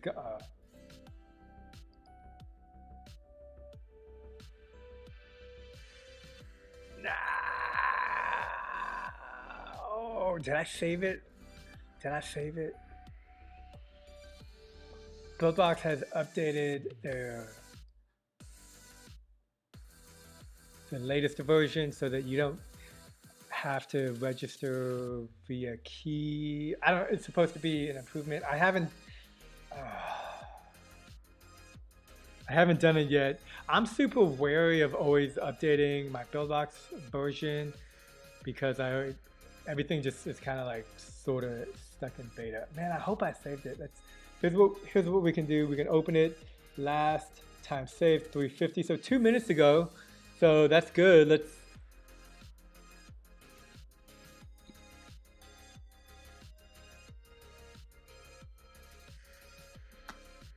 hit that dislike button twice if Buildbox has crashed on you multiple times and you didn't save it. So bad it should be disliked twice. Okay, let's see.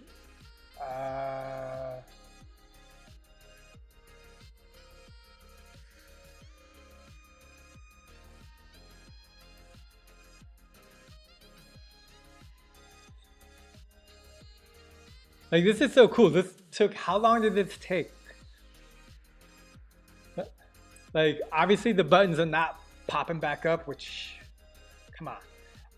I gotta do that by myself. No problem.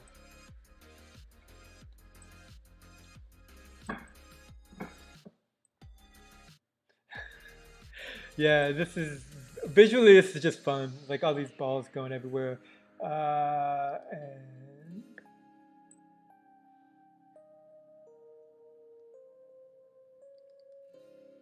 I'm gonna go ahead and also edit the collision.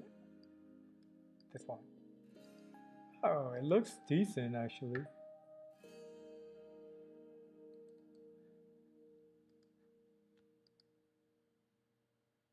Okay, so it spawns, but then we're gonna want it to remove it.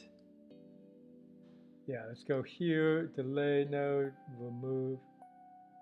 Oh, you know what?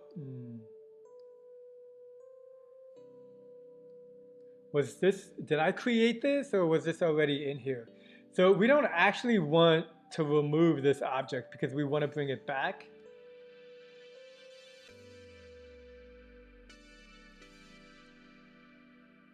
But we do want the position animation to go back to where it was when this is done. So I'm just copying it, okay? And then I'm going to put this on the output. So we'll have it at 0.15 seconds, and this is what it's going to happen. Let me show you. The button gets collision with the ball. That ball causes the button to move, and in 0.2, and it moves negative 0.2 y direction, and in 0.2 seconds, the output will move it back to the original location, positive 0.2, and then hopefully we can press the button again. Is there a reset?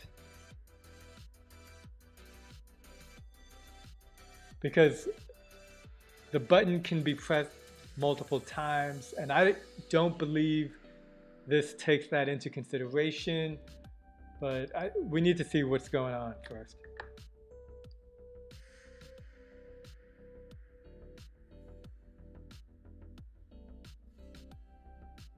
Okay, first of all, the first button.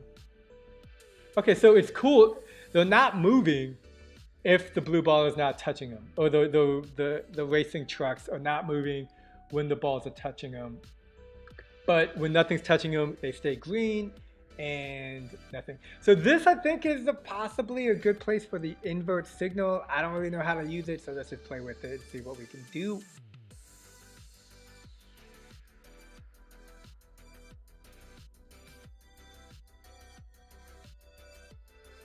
Signal and signal invert.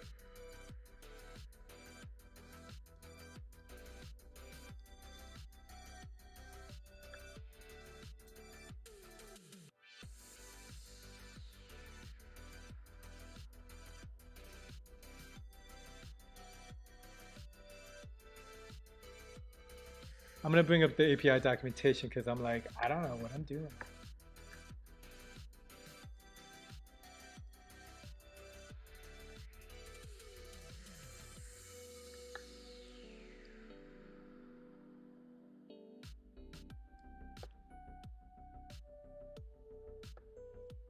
Oh, and you know what? I can also go in here. Okay, now look, it is actually removed.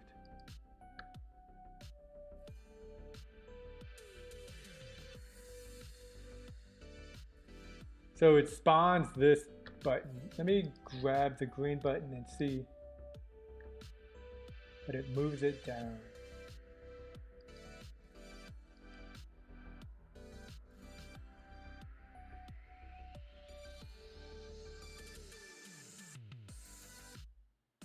I wish I knew how to do it, like if it's touching the button, then you move it down. If it's not touching the button, then you leave as is. So position animation.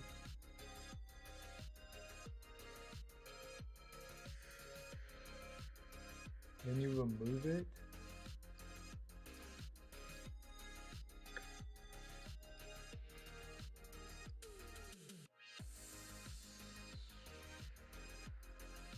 I feel like we can maybe try to spawn it.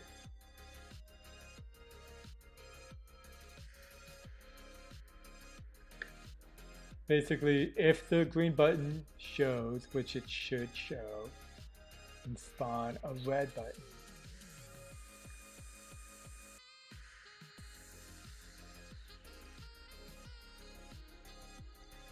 Save.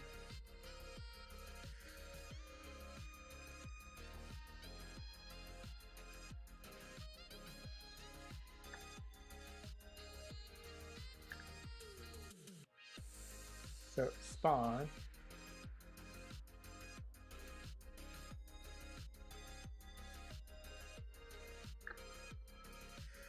Go over here.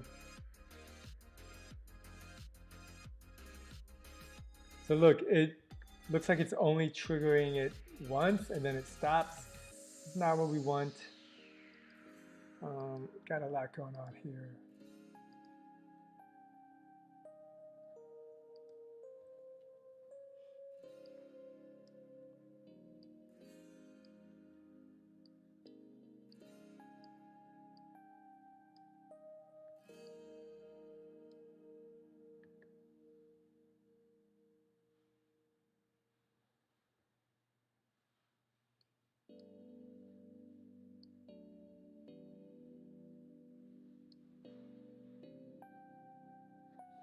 Not exactly sure what this is gonna do, so I'm just gonna,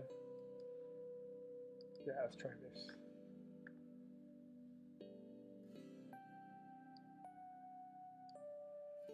Okay, so that doesn't do anything.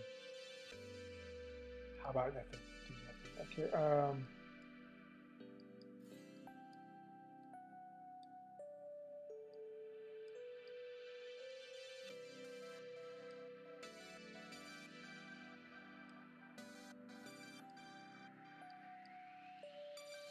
See if that does anything.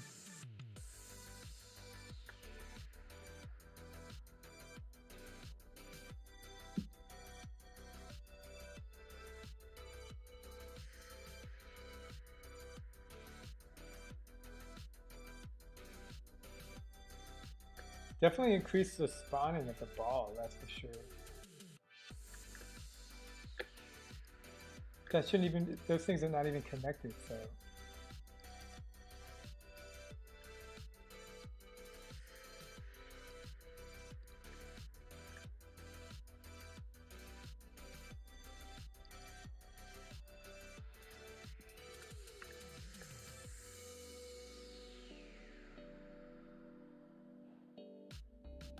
Okay, look, this truck is moving even though nothing's touching it. That's not what we want. Still cool in terms of what we're visually seeing.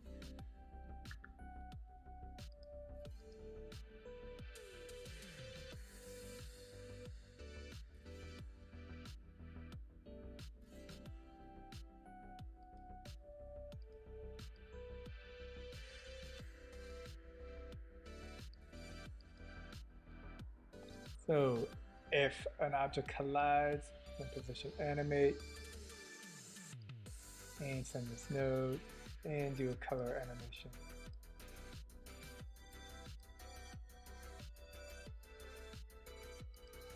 Save it.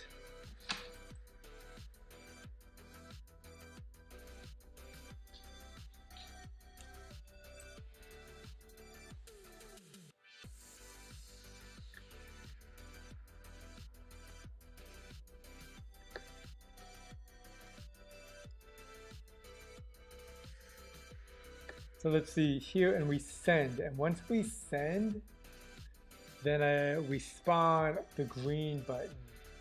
There's a send. Oh wait. No. The send is for the moving of the truck. Here we go. This is where we spawn the green button. Okay, so we spawn the green button and it's a little lower, so that's cool right there. That's what that says. But then we will remove this object.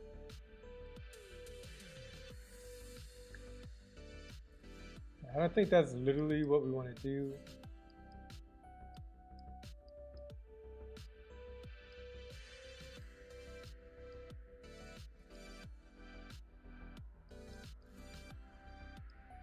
If we want to keep the object and then position it back up to where it was.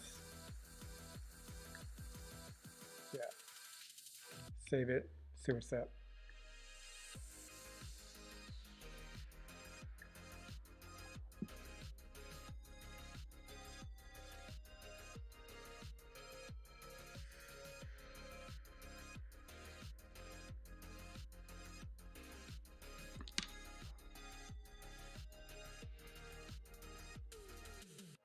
So it spawns the green button. The green button is later removed after 0.25 seconds.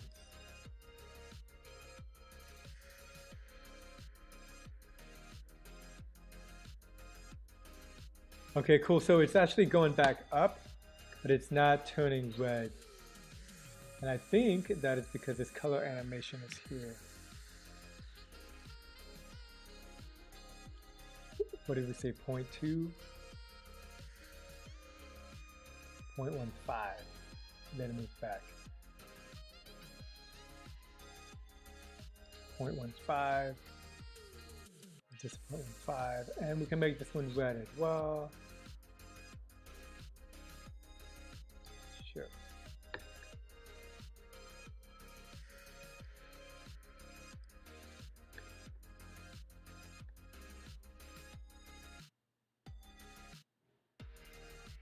Okay, so here we can see colors overlapping.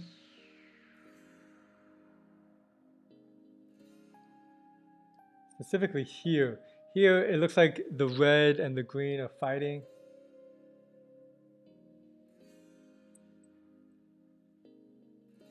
Hey Vlad, welcome. Just playing around with the Neon City template, trying to make I mean, I think you can see what I'm making here. The coolest button pressing truck racing game ever.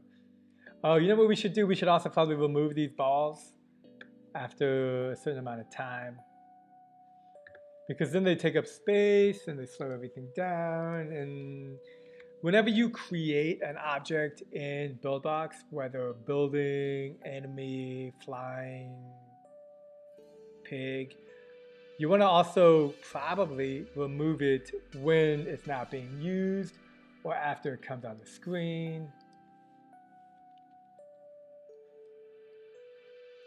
So we're going to do that. We're going to remove this sphere after 0.5 seconds.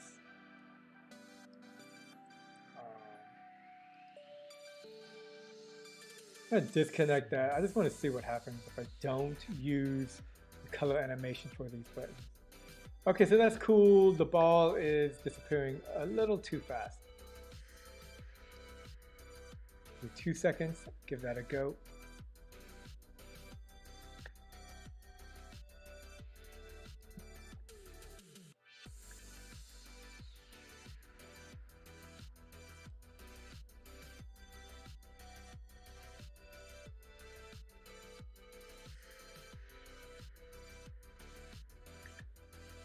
So we can see the green and the red, like if you just, the colors are overlapping here, so you can see that they're fighting for color supremacy. That's what that is.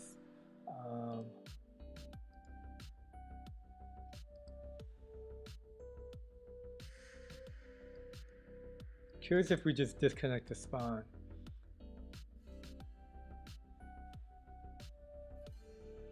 I have not thought about that. That is something that is totally doable.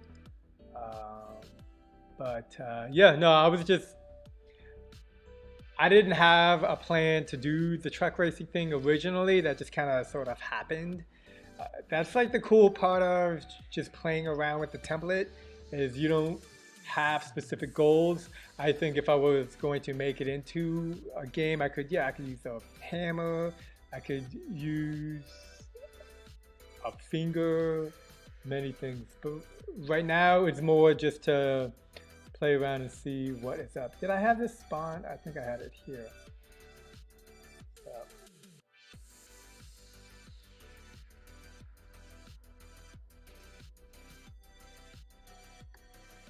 I'm gonna move this to 0.15 and then positive 0.15. See how that looks. I'm trying to get rid of the weird overlap in the colors. Like that.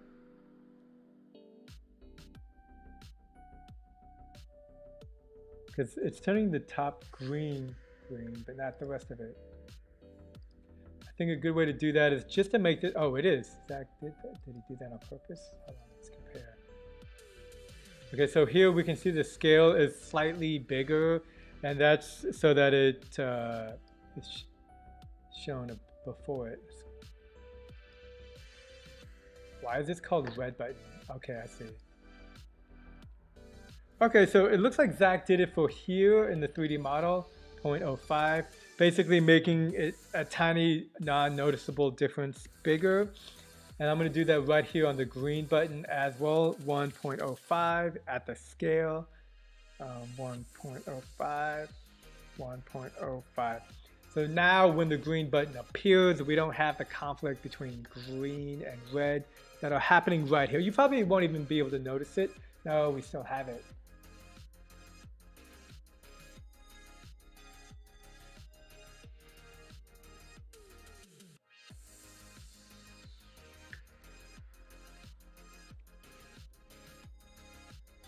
I'm gonna make this scale animation so the ball just gets smaller.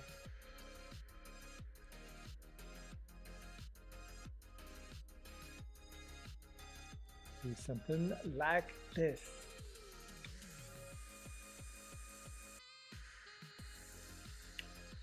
Alright, that's cool, but it's way too fast.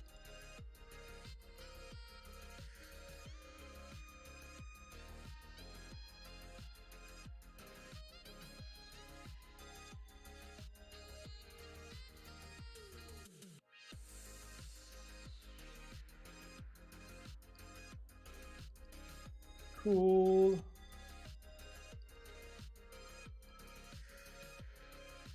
Still too fast, so I'm going to make it 15.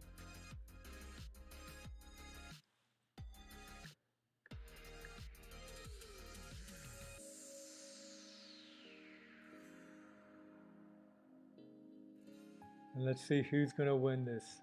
So definitely a lot of lag happening. I feel like that wasn't there before. I'm going to have this green button, let's give it character, affected asset character.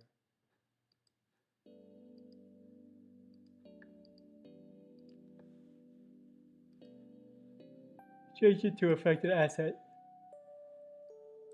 None? No, that can't be right.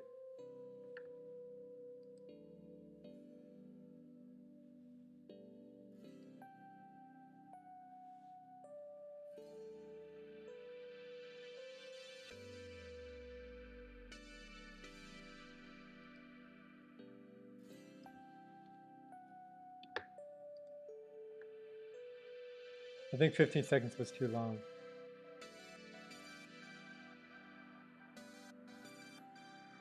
See, right now I'm eyeing this ball. Should be gone in 15 seconds, so.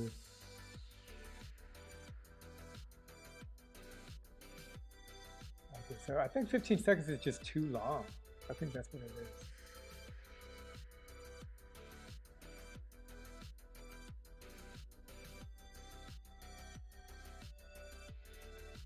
See, so the frame rate is a little bit better.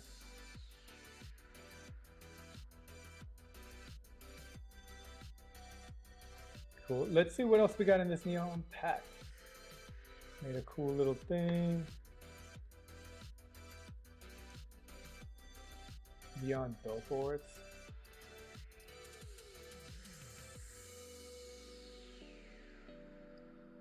That's Korean with Chinese characters. You know what I like? I like this idea. I'm gonna go ahead and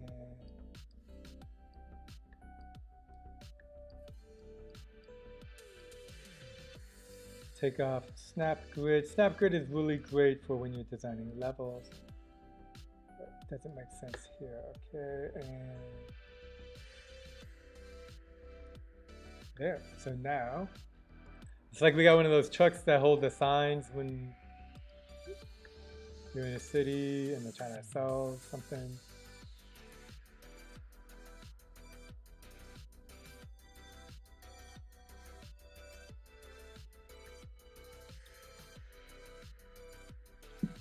Cool. What else? And let's take a look actually at that asset. Okay, so let's see what we can see as a difference. Okay.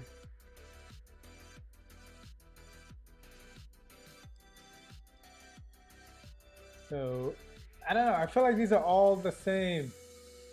I think maybe I accidentally uploaded it 3 times. Either way, we can do this. That looks great.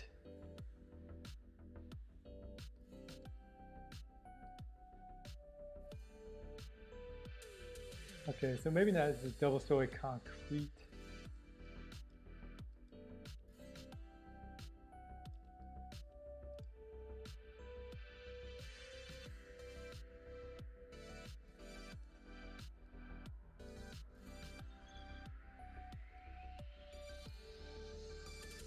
A lot of cool neon signs.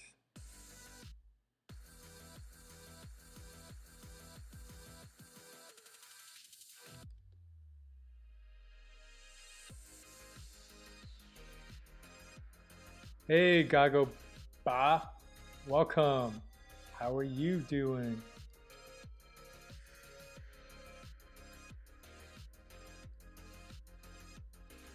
That truck. Gago B. Cool. And so now I'm just like putting these neon signs on the trucks because why not? Do you answer questions here? Yeah, I can try to answer as best as you can. Um, uh, I can try to answer as best as I can. As best as you can, that doesn't make sense. Yeah, go ahead, shoot. And if I can't answer it, I'll point you in a direction, hopefully. The more specific, the better. And I might even be able to do some examples of something, depending on the question, of course.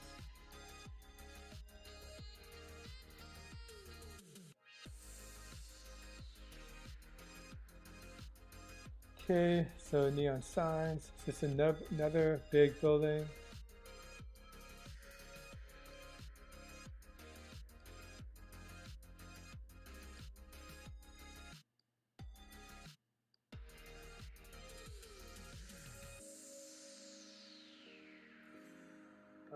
Let's see what else we got. No. Okay, so I try to give tips all throughout these videos. If you like Buildbox Pro Tips, hit that like button. Let me know. Whenever you see this, are you sure you want to delete this item? That should be a red flag that you are about to delete an item permanently. You can always control Z to get it back.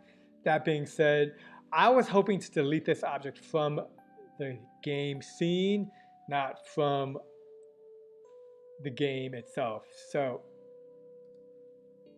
I go back, I select here, and I hit delete. Notice no pop-up, no nothing. It was because I hit delete. It thought I was talking about the object to the left. I hit delete, and you get a pop-up. You see that? Most of the time, that is not what you want. I'll go through all my files like I did on Sunday, and I'll just delete items that I am not using, that I thought I needed from the left side, and then I'll hit delete. But other than that, I usually keep everything there and don't delete these objects unless I realize that I don't need them. So just be careful. This is something I could see anybody easily like, oh, let me delete a truck from my scene, and then you delete that truck from your game. You can always go back and re-upload the truck, but if you accidentally make this mistake, and then you make 10 levels, and then it's 3 days later, and you're like, where's my truck? Well, you might have deleted it.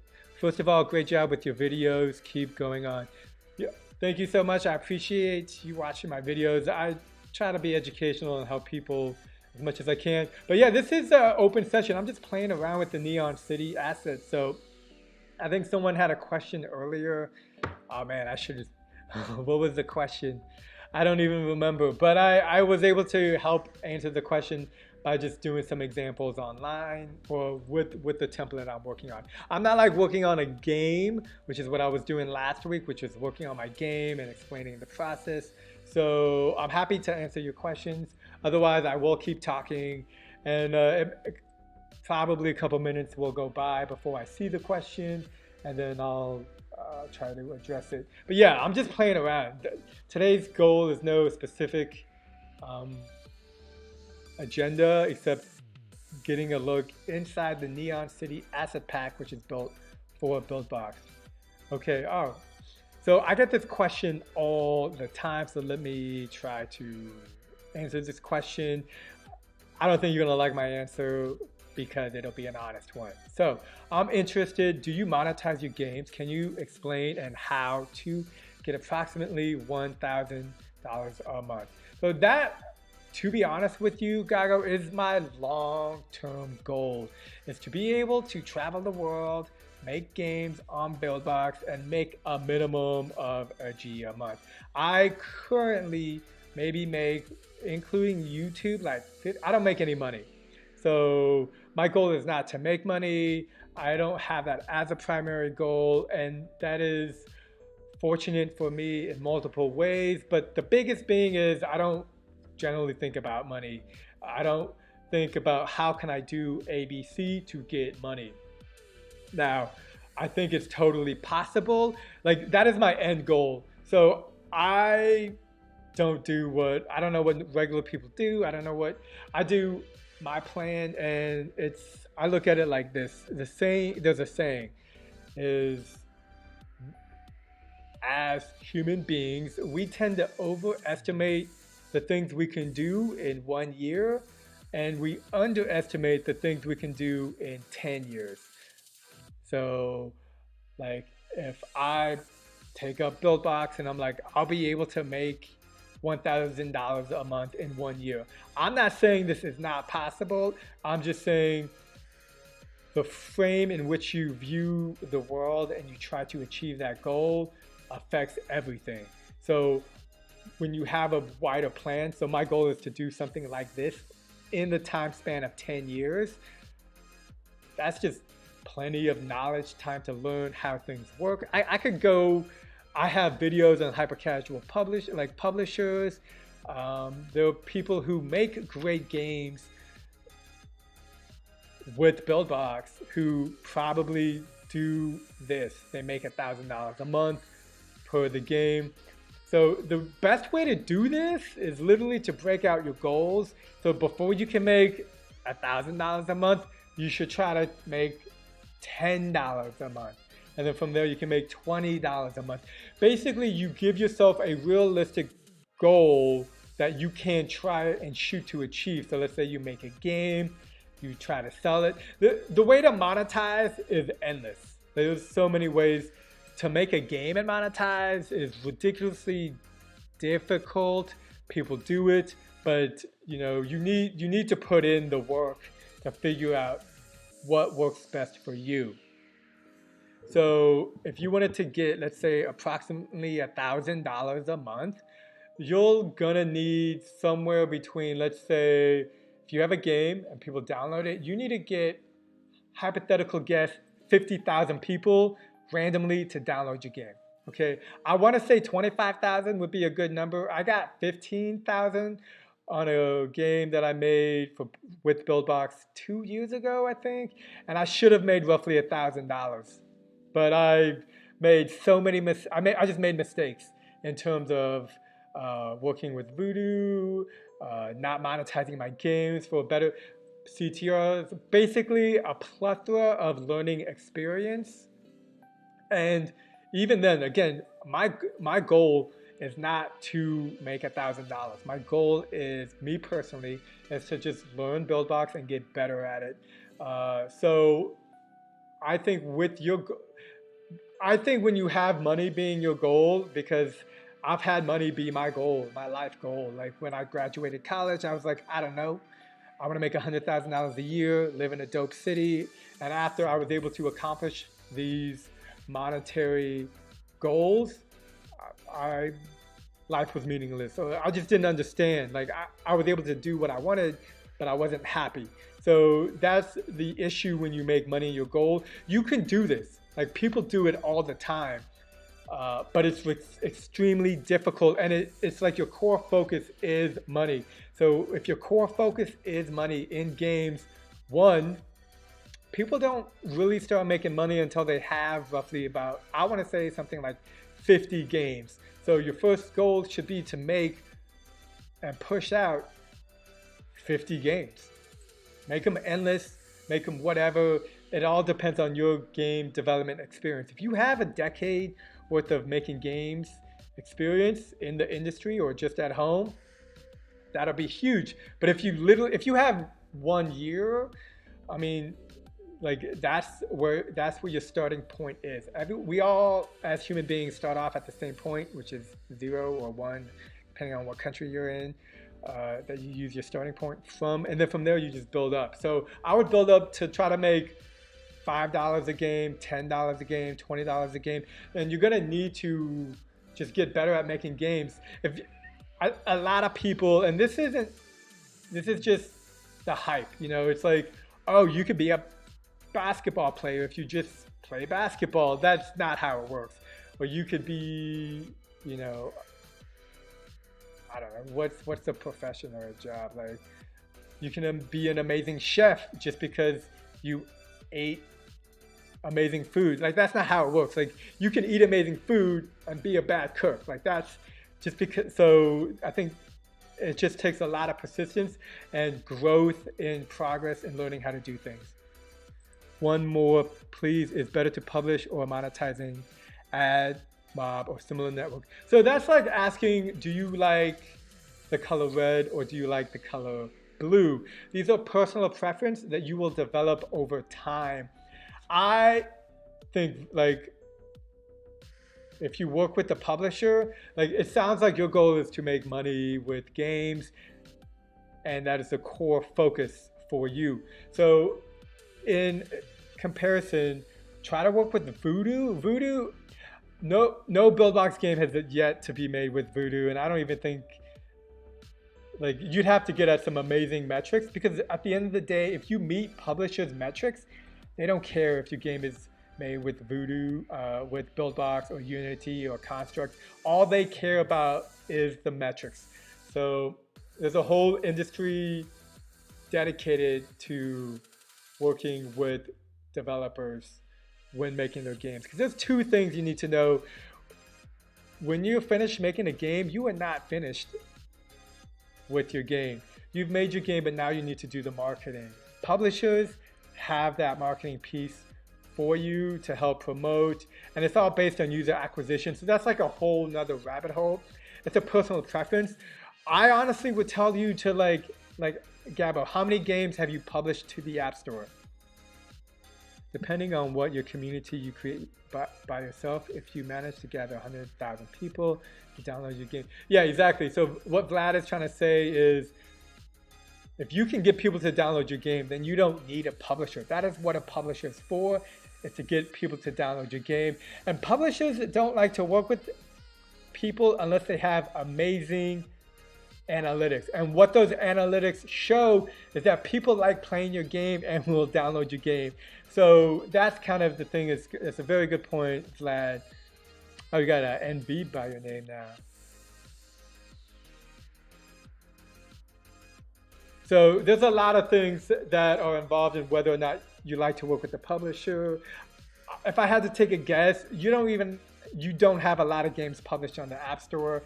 So that's like asking somebody who is practicing learning how to play basketball at a high school gym if they want to play for the Bulls or the Red Sox. The Red Sox isn't even a basketball team. So it's like you got to work your way up there to be knowledgeable. I have seen people with their first game using Buildbox work with publishers, but that literally took them 6 months to figure that out. But it was work. It's work. Everything is work. Like, there is no work. But when you're looking on trying to work with publishers, then you focus on metrics so that you can work with publishers and have a payday. I don't do that. I should do that. I'm kind of thinking about doing that just so that I have familiarity with that. But my focus is usually to just like make games, learn the software, and then maybe in 3 years, when I'm really good at making games for fun without even thinking about it, then I'll be able to go down that rabbit hole and figure out exactly what I want. But it's also the same reason I have a YouTube page. I have a YouTube page so that I can build an audience around people who either A, like mobile games, like making mobile games, playing mobile games, anything in between, so that when I have, and I've found this to not even be working that well right now with the game I'm working on, but it's a way that I can reach out to like-minded individuals who may want to play my game, and then they can download it. And it's just like, there's a long-term plan and a short-term plan, and you want them to work together.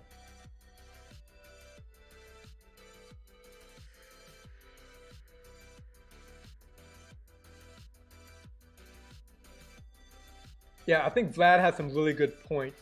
So, Gago, you're in a good place to just do a lot of learning, and the more you learn, the more you research, the more what you would like to happen in terms of like making a cool publishing deal, and where you're at just gets little, it gets closer and closer and closer.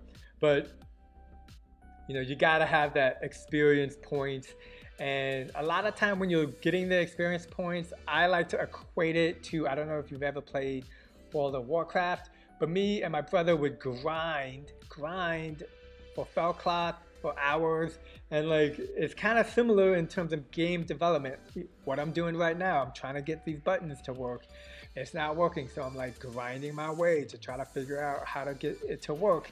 And eventually I'll either get it to work or not get it to work, but either way, I'm gonna learn. Then I'll probably forget it. So I'll have to do it again to remember it. And then rinse and repeat. So where were we?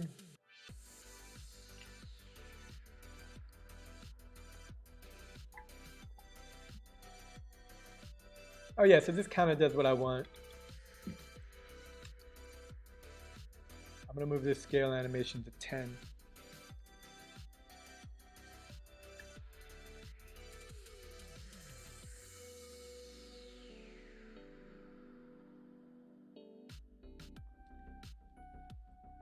All right, Vlad's got some great points.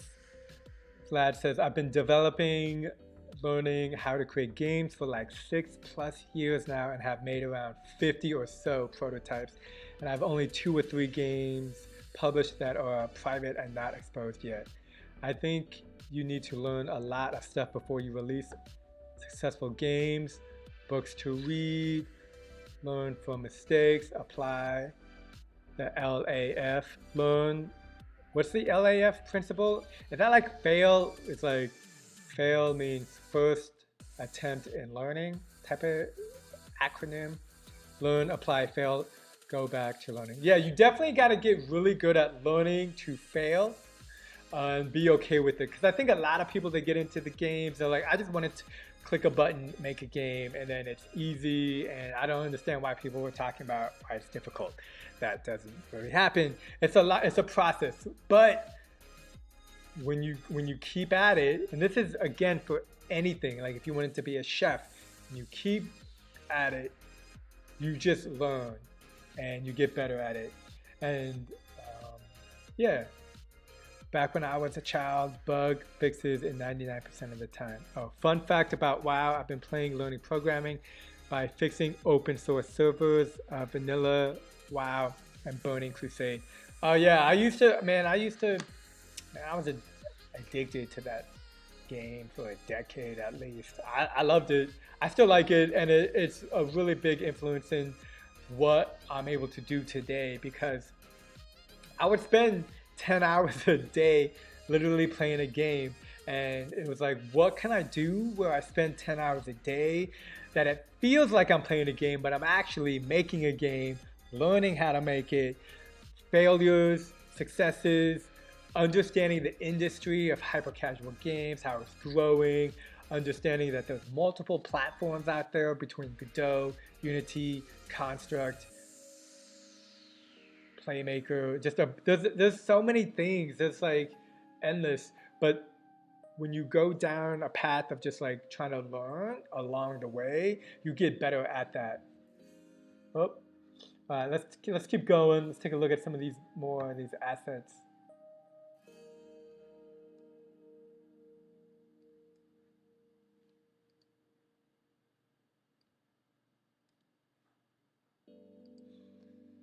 All right, Gago, thank you for both helping. I hope to talk to you soon. Good luck and wish you all the best.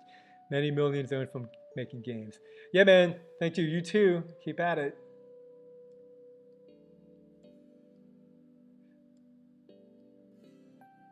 Okay, let's grab this truck.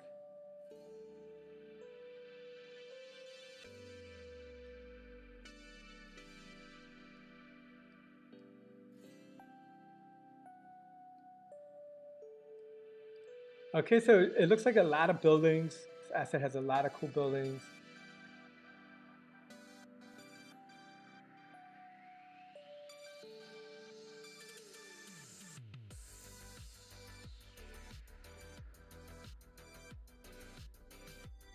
I'm just gonna try to drag and move everything from A to B. Oh, look at that. That's actually really cool.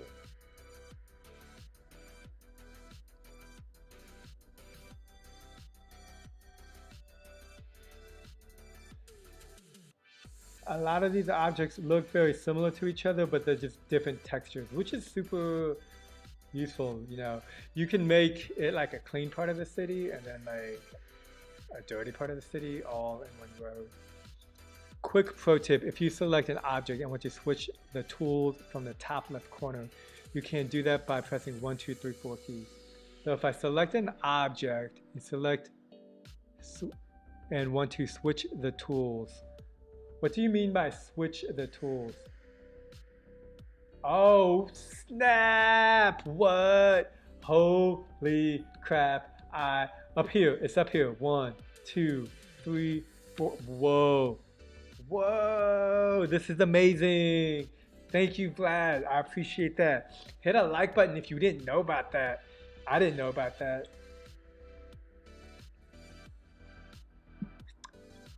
Thank you, Vlad. It's like I've been using Buildbox for 3 years, Buildbox 3 for 1 year, and to me, hotkeys are some of the hottest stuff. And I knew there were hotkeys, I just didn't know what they were, and that's awesome. Okay, let's get a bench.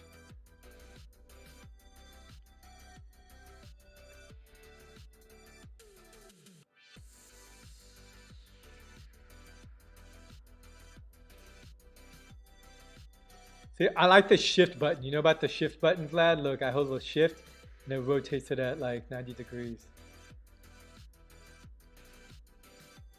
Oh man, this is huge. Thank you.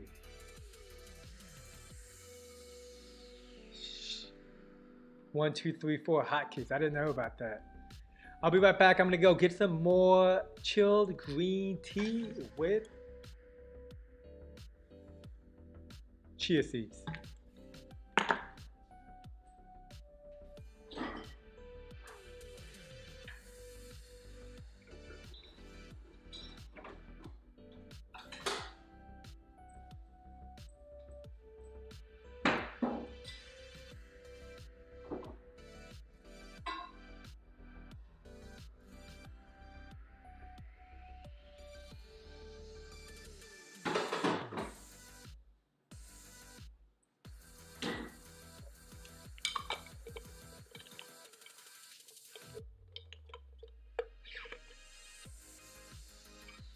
Okay, let's take a look at more. Got a barricade.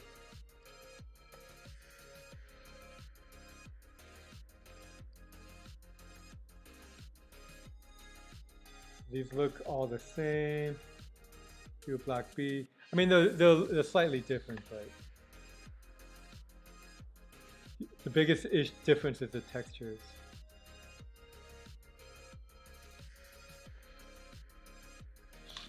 And these keys can be selected even in 2D worlds, even though you have just multi-selected available on the top left side corner. And these keys can be selected even in 2D worlds, even though you have just the multi-select available. Oh, I'm not gonna lie, I've only like once or twice been in the 2D mode. Oh, cool. So we got oh man, I could have race cars racing. So here's some cool cars.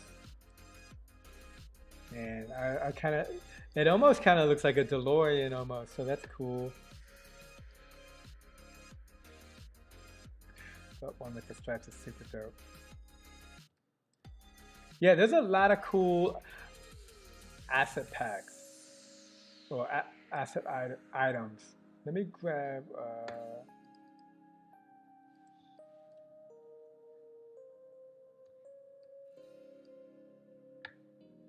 I don't see what the big difference between some of them is.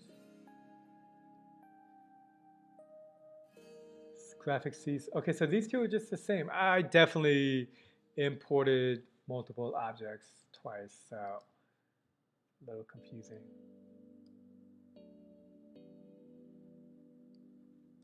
I saw this droplet particle, but I didn't see it do anything. So let's go ahead and move it over here. Let's jump into it. Texture scrolling. Okay.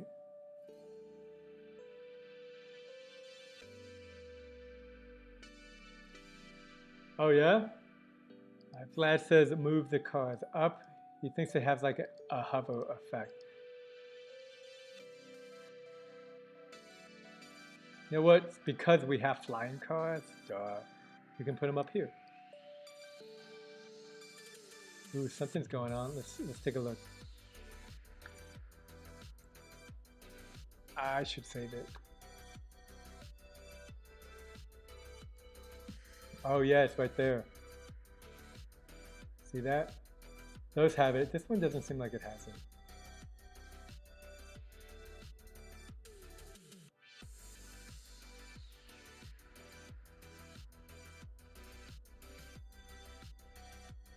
Wow, man, this slows down the frame rate really fast. I'm not sure why.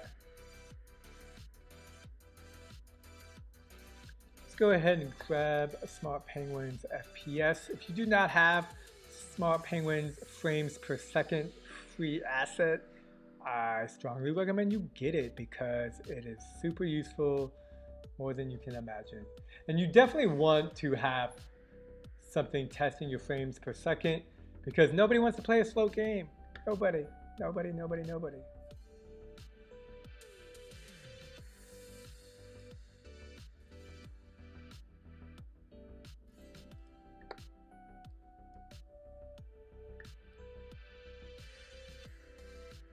Whoop, whoop, almost dropped my water. Okay, so we're at 30, 40. It's not great, I'm not gonna lie.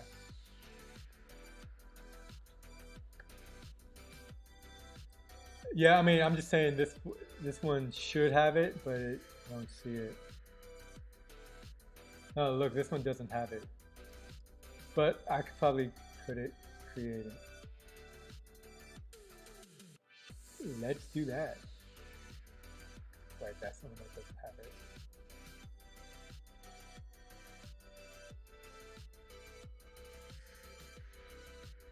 Here we go.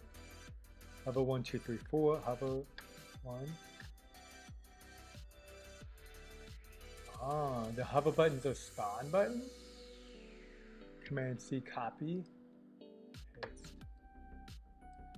There you are. So you can usually custom nodes are green or purple, but these look like they're labeled 3D model, but I'm pretty sure they're spawns. Oh wait, now that one, we would have to do this all again. And I just mean basically these two.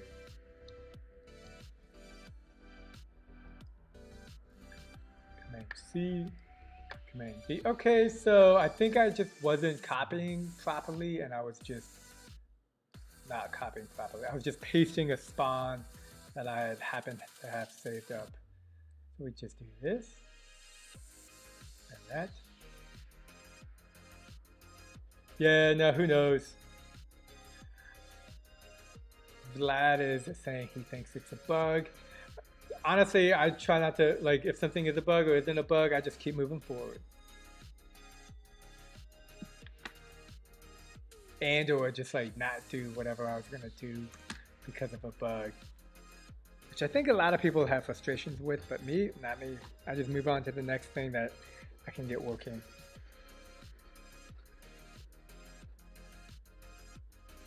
Okay.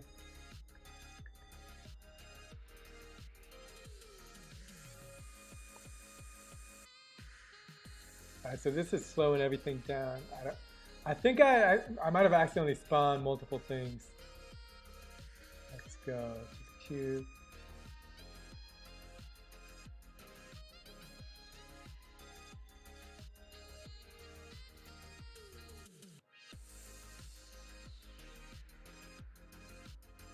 I feel like I have too many spawning balls. Let me just go here and get rid of the spawn, see if it keeps spawning. Great way to A/B test.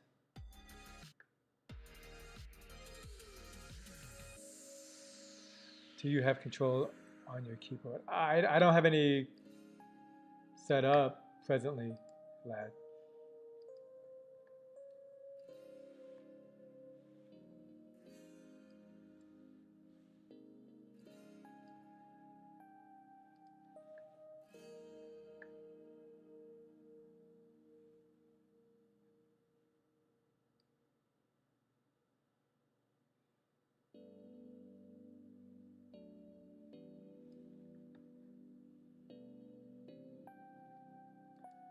Go to the ball and let's reduce the bounce a little bit.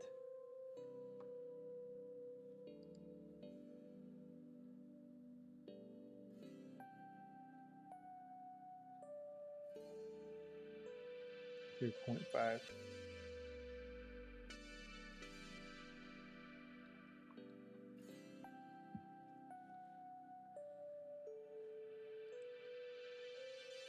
Oh, what are these? Some cargo trucks? Or, oh, these are the car. Oh, very cool. Okay, I'm gonna put that one here and make it a dynamic object. Physics dynamic. And we'll make it a mass of 25. Make it heavy.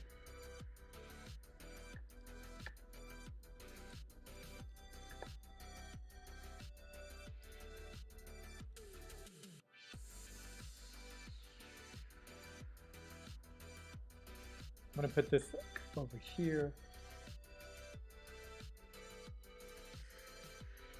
And it looks good from here, but let's go ahead and be sure to change the angle.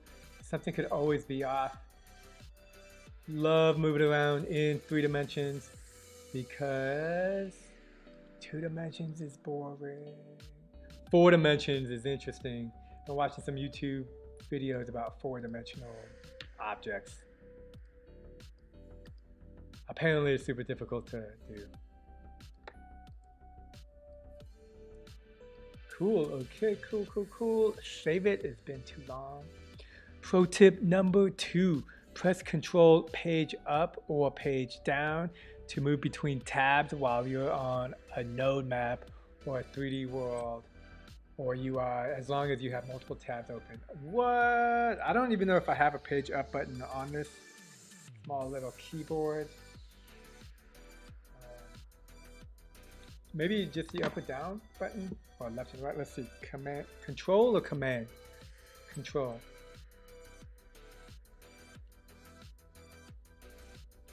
Yeah, I ain't got no page up on this. Maybe function? Maybe I need to have a tab select, oh, I have a tab selected. Yeah, that's a good one, Vlad. Unfortunately, I do not have a page up or down. Ooh, metal doors. Okay, more objects. I should just take everything out.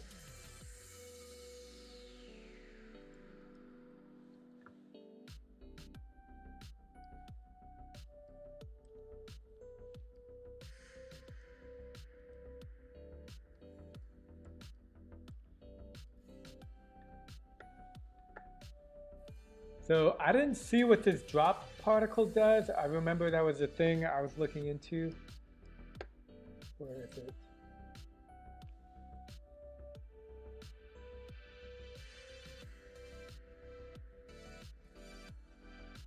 I don't see it, so I'm just going to go ahead and create another one.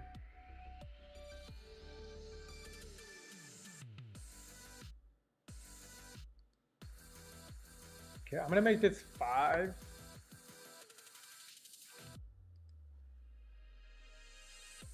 So that it takes 5 seconds for the animation to scale down. Yeah, there's supposed to be a drop particle right here. I don't see it.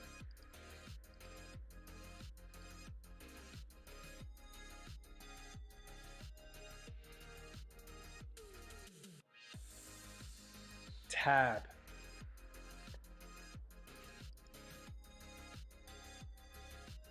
There's no object there. So what you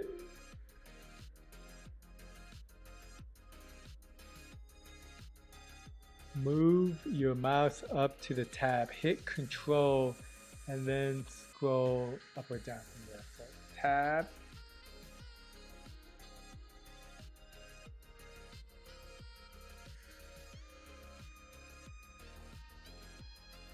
Maybe Command.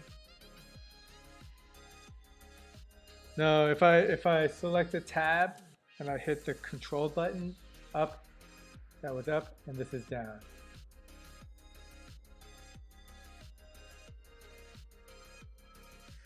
Maybe Control plus Command or Option.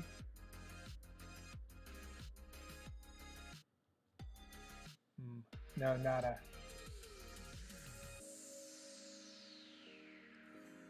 It's closed. It's open.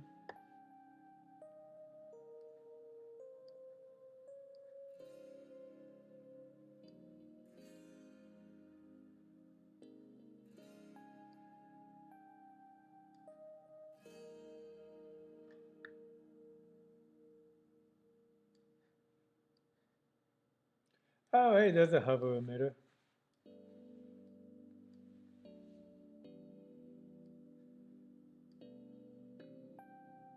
Is that hollow sign that big? Let's move it up over here. Like that. Move it that way. Let's take a look.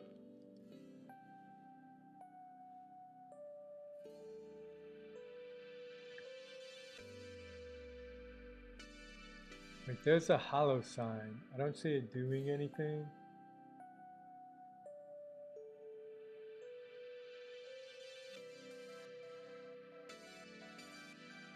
And these frame rates. Maybe it's the objects that are taking up so much space or something. Ooh, large vent. It's like a wheel hub.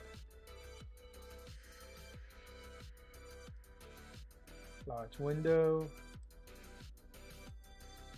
Cool.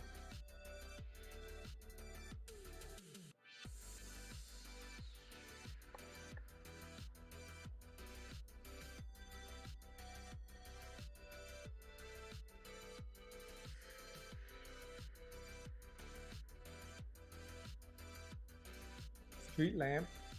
We got some taxis.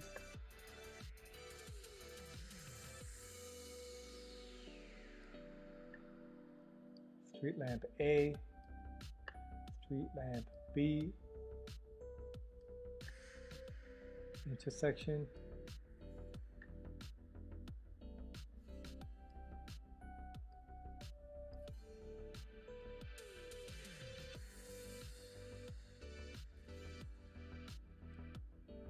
So we got some streets here.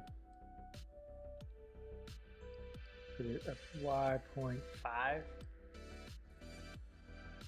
Command tab that switches between command.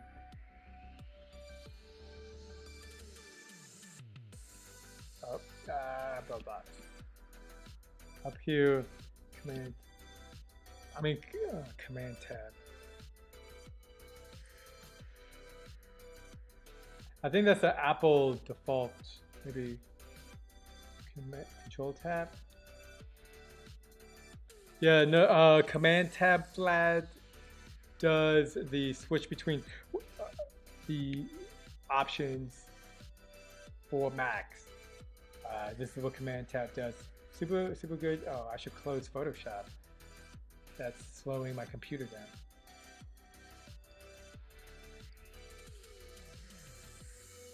No, man, I'm glad. I appreciate everything you're saying because I am listening, and you know, cool shortcuts.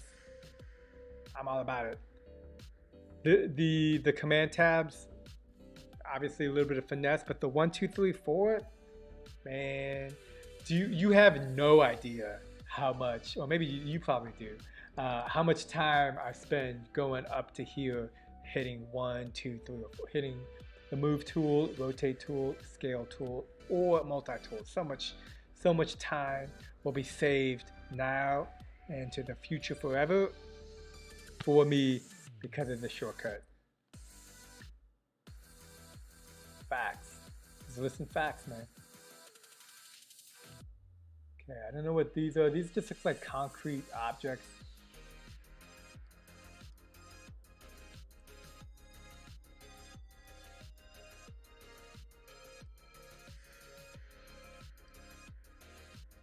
We got these, we got the rusted trucks, we did all of these.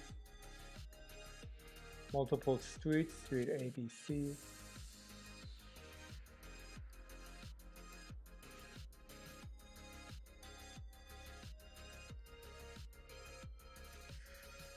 Not sure the difference on these, but let's just go ahead and do something like this.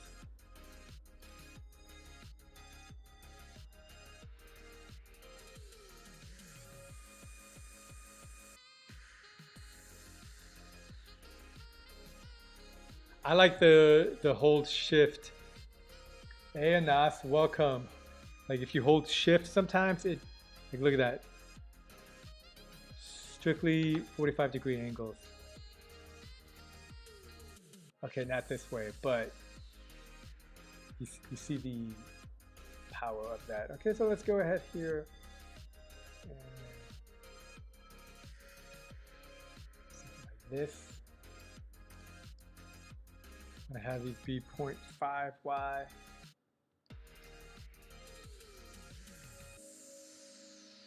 I'm gonna go view. Oops, not that one. Top.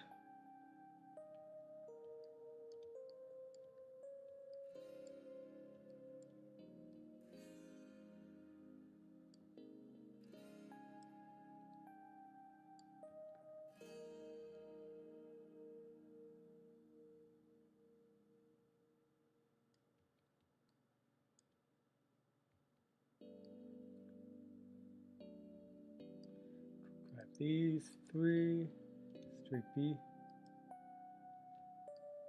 go like that.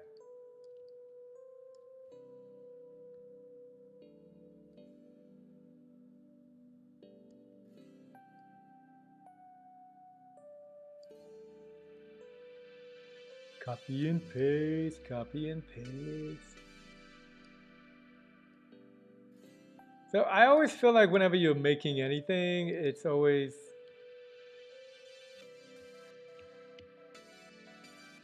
tough to see what it will become.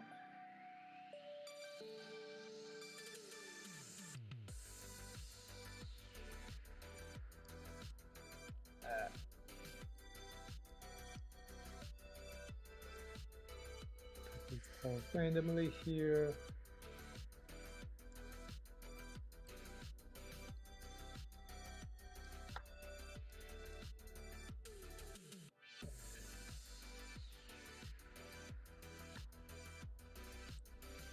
I'm gonna go ahead and make these cars. I'm gonna create an object that will spawn the cars to make them fly away and then get deleted. Anytime you spawn anything, you want to delete. By the way, if you don't want to move the roads up 0.5, the axis, you can always move the ground up. Well, the ground is here. Oh, so I can do like point. Yeah, I like it. Thanks, Vlad. I think I was doing something today. Oh, it was actually on this live stream. Oh, geez. Was it? I don't know. But I was, sometimes I find you gotta be okay with taking the long way so that you can understand the shortcut.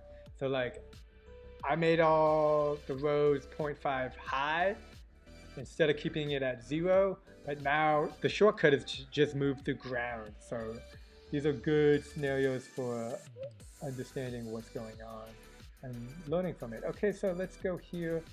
Let's go car ABC plus taxi. And I'm gonna delete these.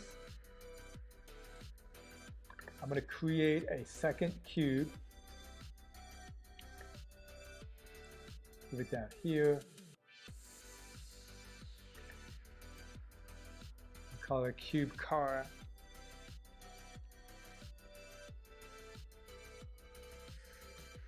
Yeah, honestly, Vlad, it's funny because that is literally my logic in understanding how to move forward.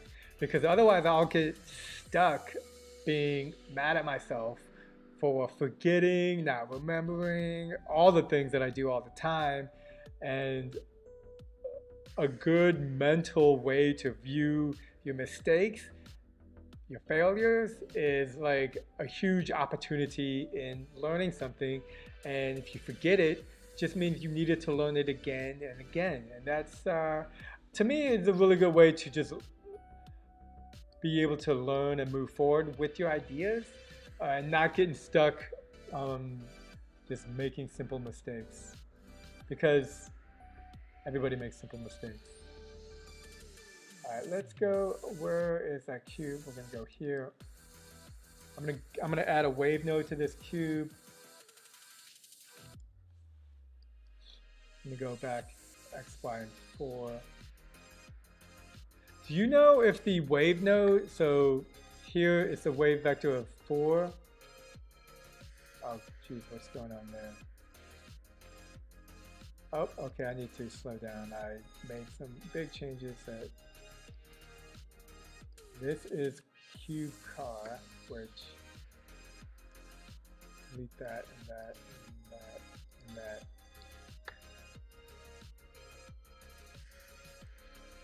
There's the cube button, just a player. Yeah. Oh, learn, apply, fail. Yeah, yeah. I'm big on that.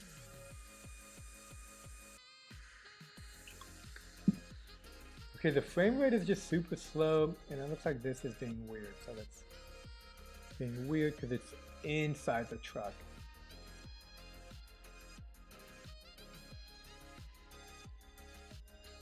Spawn every.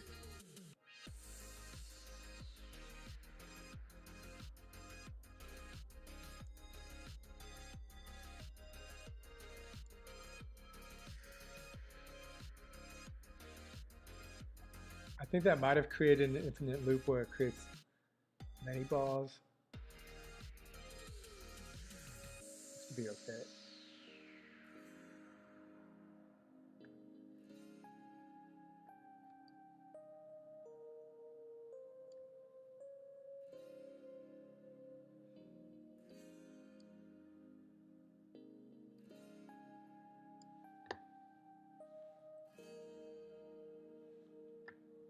Oh, you think? Okay, Vlad is saying that these are not static images, and so they're causing everything to run slow. There's a way you can do it. You select this button over here, and this lets you see the properties of that object. So here we can see that all these have static images, which I don't think should be that big of an issue, but we can select all these and then change it to none. Good question. What are the floor and the roads? Uh-oh. Did I save it? I don't remember.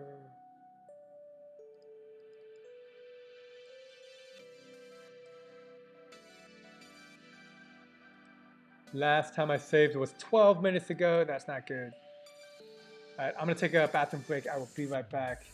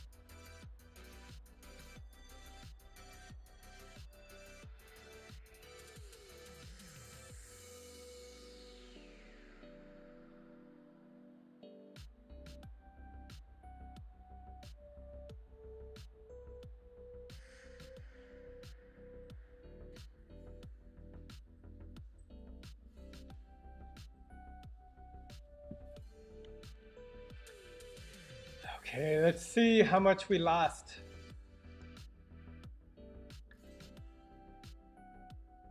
Not too much, but I was trying to do... Oh, we don't even have the taxi. I'm gonna hit play, just because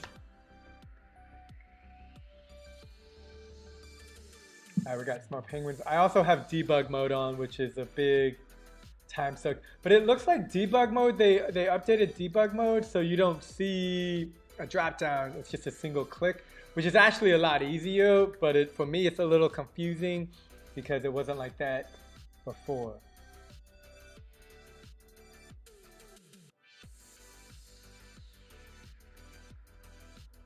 Is that not a static object?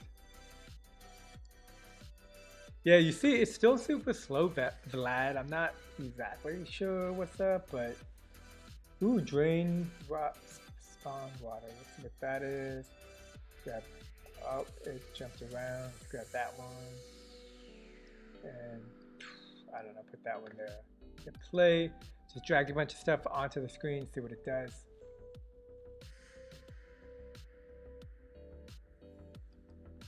Looks like it does nothing. And they're off.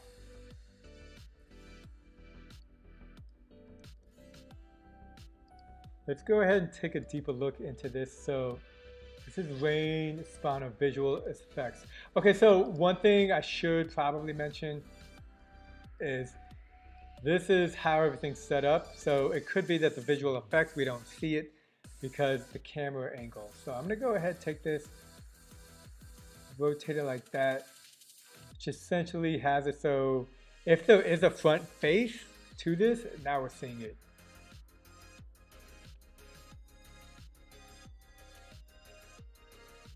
Okay, look, you can see.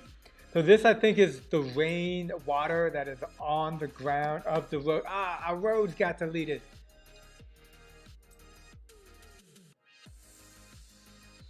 That's what got deleted. Or not saved, I should say.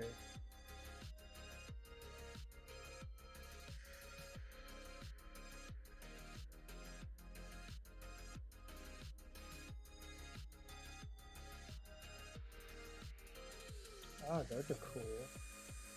A lot of cool assets. And a police car.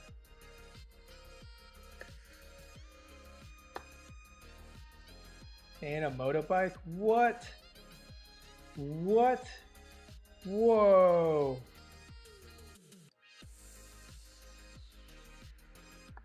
I'm not a fan of the police. My aunt worked for the police for her entire career. Police are different in every place, different countries. When I got in trouble with the police in Colombia, I had to pay them $100 to not take me to jail because I didn't do anything wrong. But that's okay. New York cops, you just gotta watch out for them. If they see you doing something illegal, you will get a ticket for $100, $200 for nothing, actually, to help pay the city of New York. San Francisco cops, super nice. Best police in the country, in my opinion, in the United States of America, that is. In Thailand, whenever the cops would try to give me a ticket, sometimes I would just run away from them. They have to chase you, you know. Okay, let's go to the ground position, -0.5.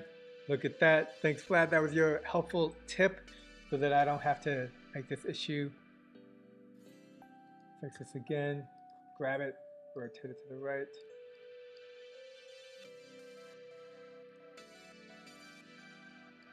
Something like this.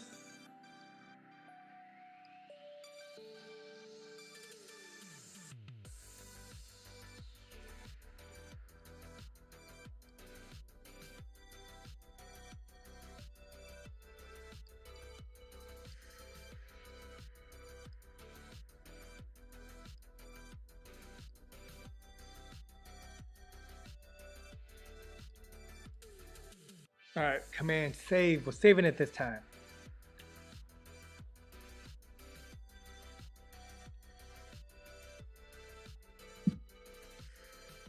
I'm gonna show you some cool stuff that I'll be doing. I'm gonna have a cube that goes back and forth, and it's gonna spawn random motorcycles to appear and then they just shoot, kind of create that like traffic environment.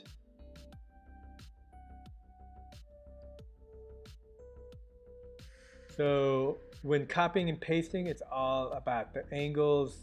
So with this angle, I will hit D, duplicate, and measure D.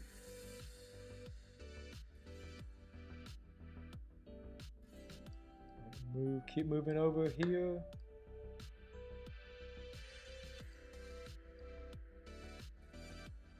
And I'm gonna go and grab another cube.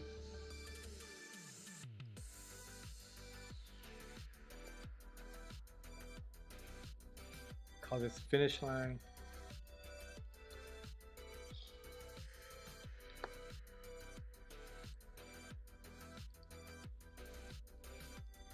Call this one spawn cube. This. Oh, where did it go? I lost it. Oh no. Make this X. And so being in 3 dimensions is always fun. So I'm gonna need to make this cube expand up, down, which is in the X direction. So it's always good to know which direction. So you just know which way to move things, essentially. So I'm changing the X direction, but it's moving up and down. So like this is X, left, right, Z is forward, backwards, and Y is up and down. And that stays the way it is, but now I'm viewing it over like this because this is the current gameplay setup that I have created.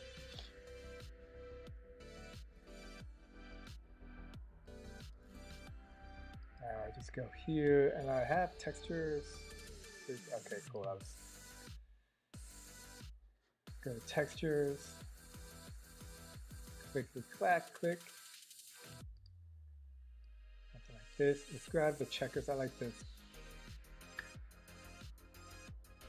And then we got something like that. So if I wanted to make it more even Steven, in terms of how the squares look, I could do 2, 5, 5. And so these look good. Go ahead, push it into the ground a little bit back. And I'm gonna move this all the way over here.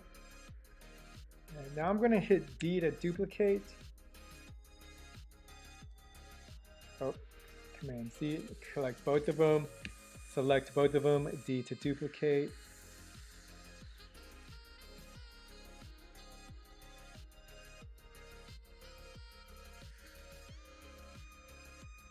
And there we go. So this will be the finish line.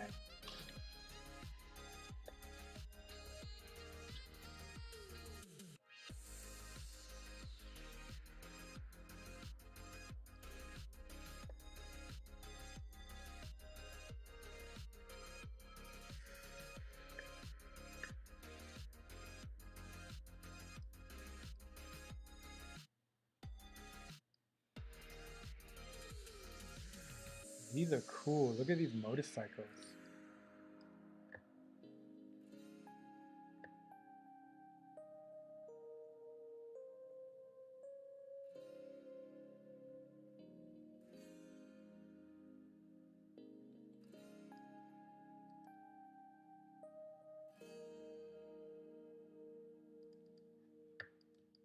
All right, motorbike A, motorbike B. Actually, I'm gonna motorbike C. Yeah, I wish there was is there a hotkey to just get you back to the 3D world, Vlad? Any ideas? Because I'm always selecting like here if I do motorbike D, but now I have to manually take my mouse up there. Police car, manually take the mouse up there.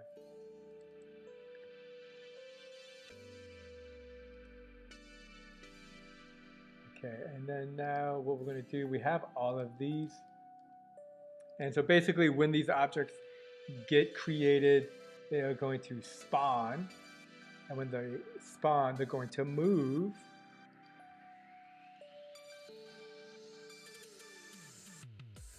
a delay.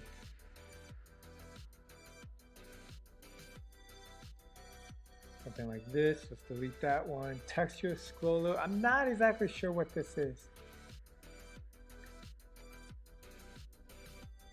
Oh, I think this is the hover. It shows the hovering happening, maybe somehow, magically. Okay, so if this object is created, move -5 with the plus or -4. Yeah, let's try that out. Uh-oh, I should have saved it. Look at him go.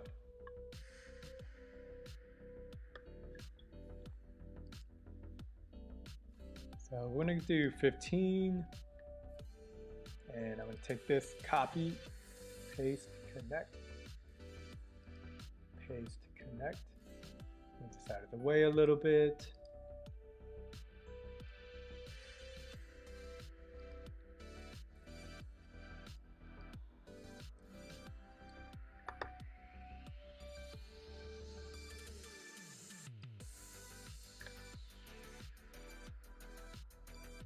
So whenever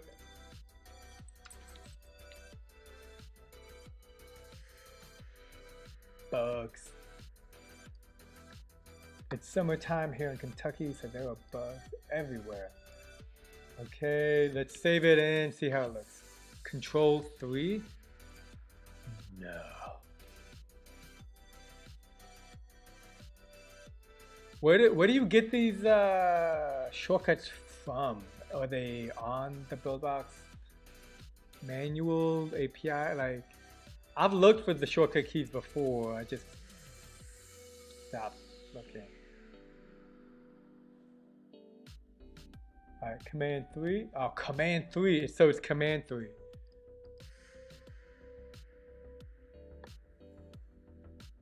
Oh, I can't add on my chat. Oh, that's weak sauce. Command 3. What is Command 1? Command 1, 2.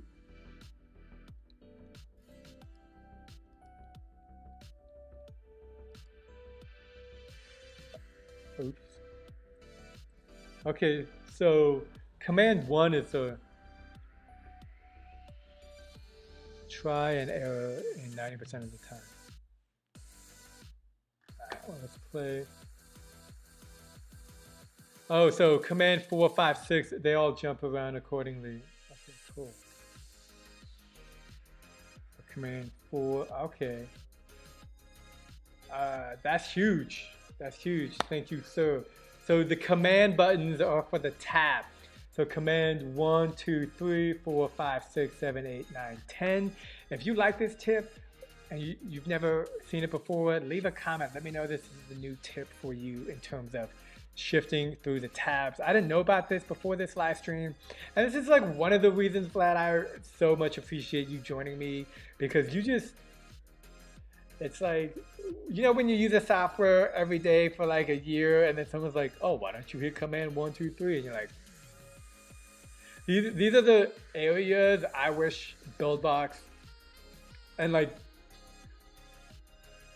is an opportunity for me to make videos on command key shortcuts, because this is huge.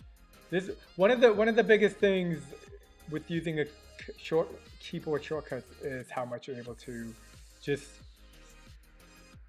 quickly get things done. This is a no-code software, so you know, manually always going up to hit 1, hit 3, hit this tab, hit that tab, when you can just go like this. It's a big deal, man. Okay, so I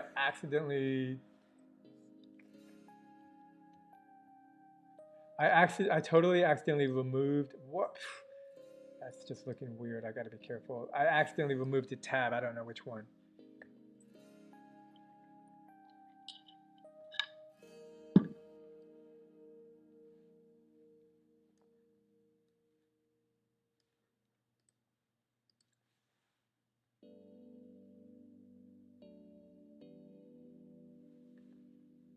Okay, I was trying to make this cube. This is the spawn cube.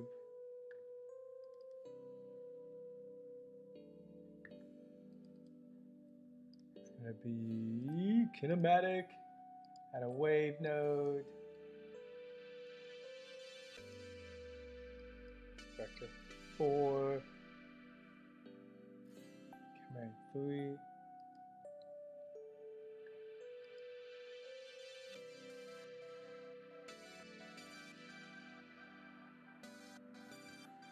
Add a timer node. Add a random node. Add spawn node.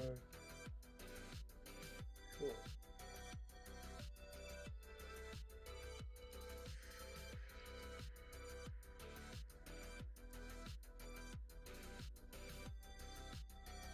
So this timer is 90 seconds. So I'm gonna hit 0, and I'm gonna do plus or minus point. Well, I'll just do 1. No, just one, yeah, we'll do 1 there, plus or minus 1. Time out. Number of events is going to be 0.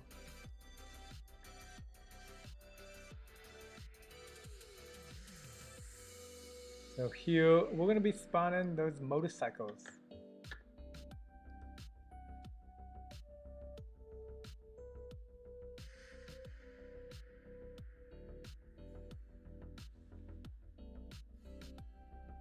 Go motorbike A. Ah. Okay.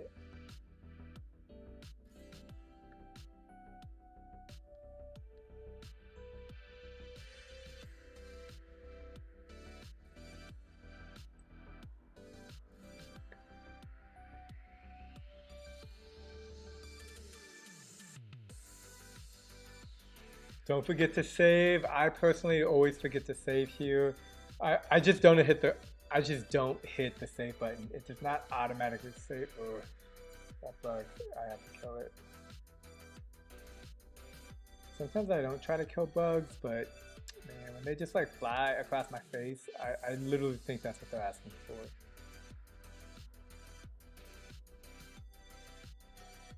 Maybe A, B, C, D. Save, and then let's spawn a police car to chase him.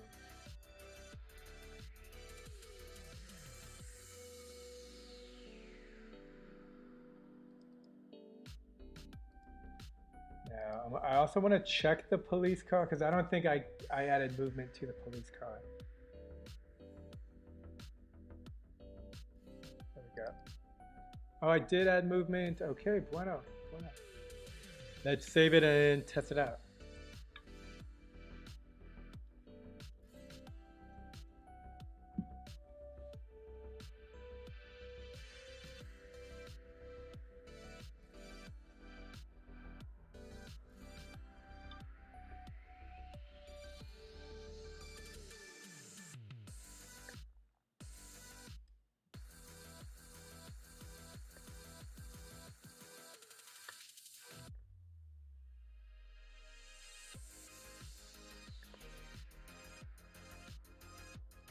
Way too many policemen.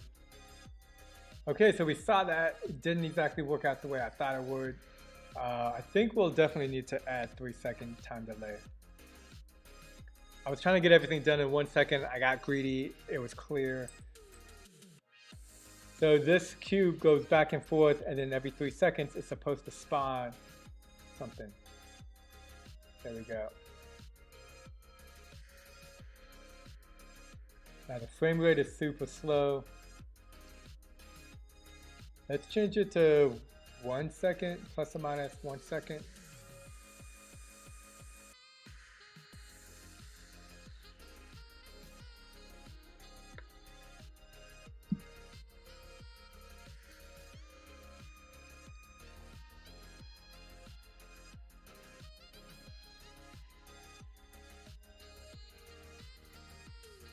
Ooh, so command 0 does like a zoom. So this is command plus, minus, and 0 is like a close up. Okay, cool, interesting. We want to change this to 15.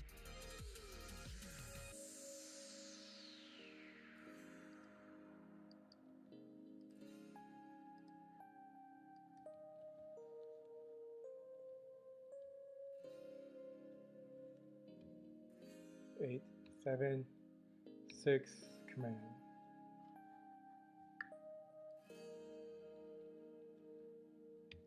Command 8. Okay, I'm using the hotkeys. Cool.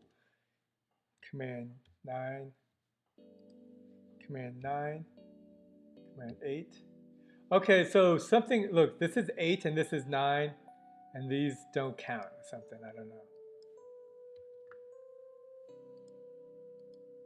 So it looks like the hotkey is a little inconsistent, but I strongly recommend you play around with it because hotkeys are game changers. They just allow, I want to kill this bug with,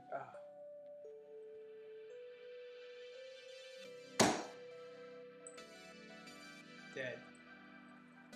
Check it out. This is from Istanbul. I don't know if you've ever been to Constantinople. I have. It's a really nice city. It's on 2 different continents. Did you know that? I don't know what kind of money we got in here.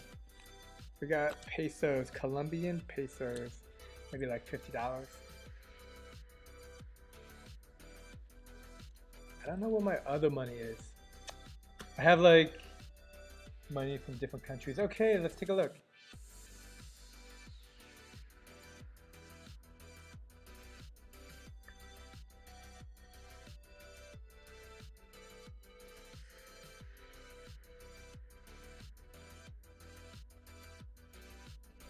Looks good. I would only say that I think it like seriously needs to be even faster. I mean, we're in the future, right? And in the future, things go fast. Maybe 50 fast? No, that's probably 705. That's too much. Let's see this. This is motorbike A.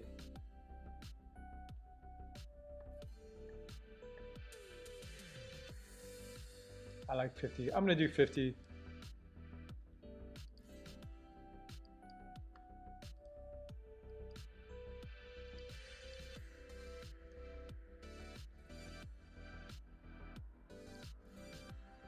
Then 4, 5, 6, 7, 8. Yeah, it's not consistent on how the commands. I don't know if they like each have a specific number. I think that might be it. All right, let's save it and test it again. Wow, has it already been 3 hours? That's ridiculous.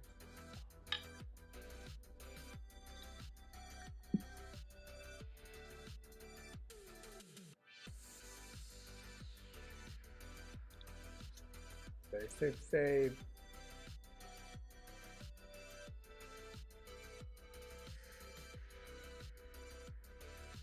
Go.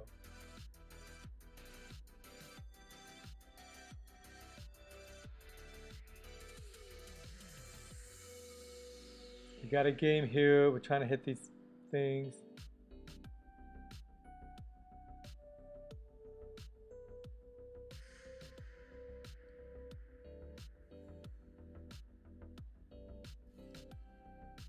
All these objects are kinematic, but I wonder if I can make them static.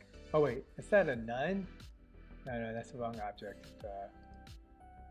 Police is none.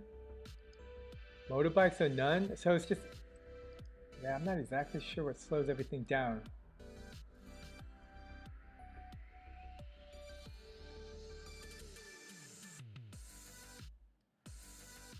Do some puddles in there.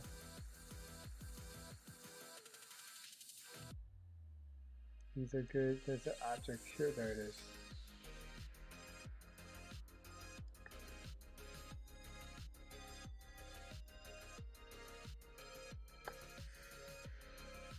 Put some sidewalks here.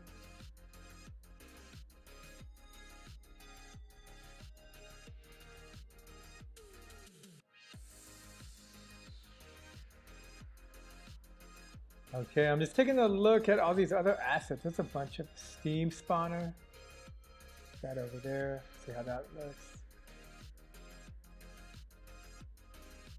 I feel like I've definitely put out all the objects that were in this asset pack.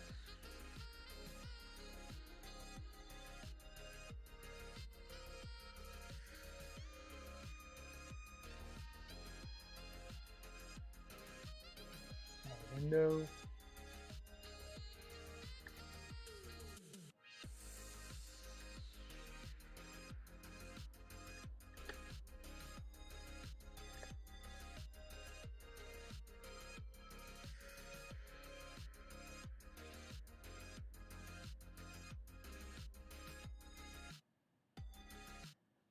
Okay, let's hit play, see what's up.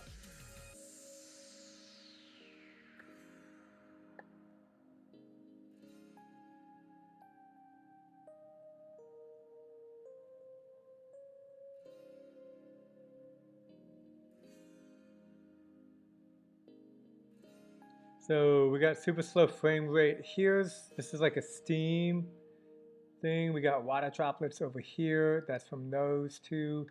And it's very easy to just go in and like make these invisible later, but it's good to just see how it works. I'm not exactly sure why the frame rate is going so slow. It could be a million different reasons. So, but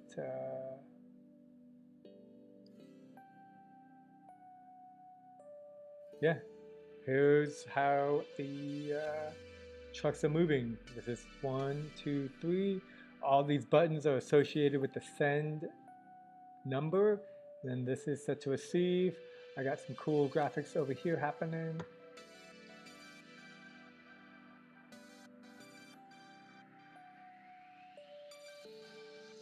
Rusty door. Oh, that's cool. That's like a future looking door.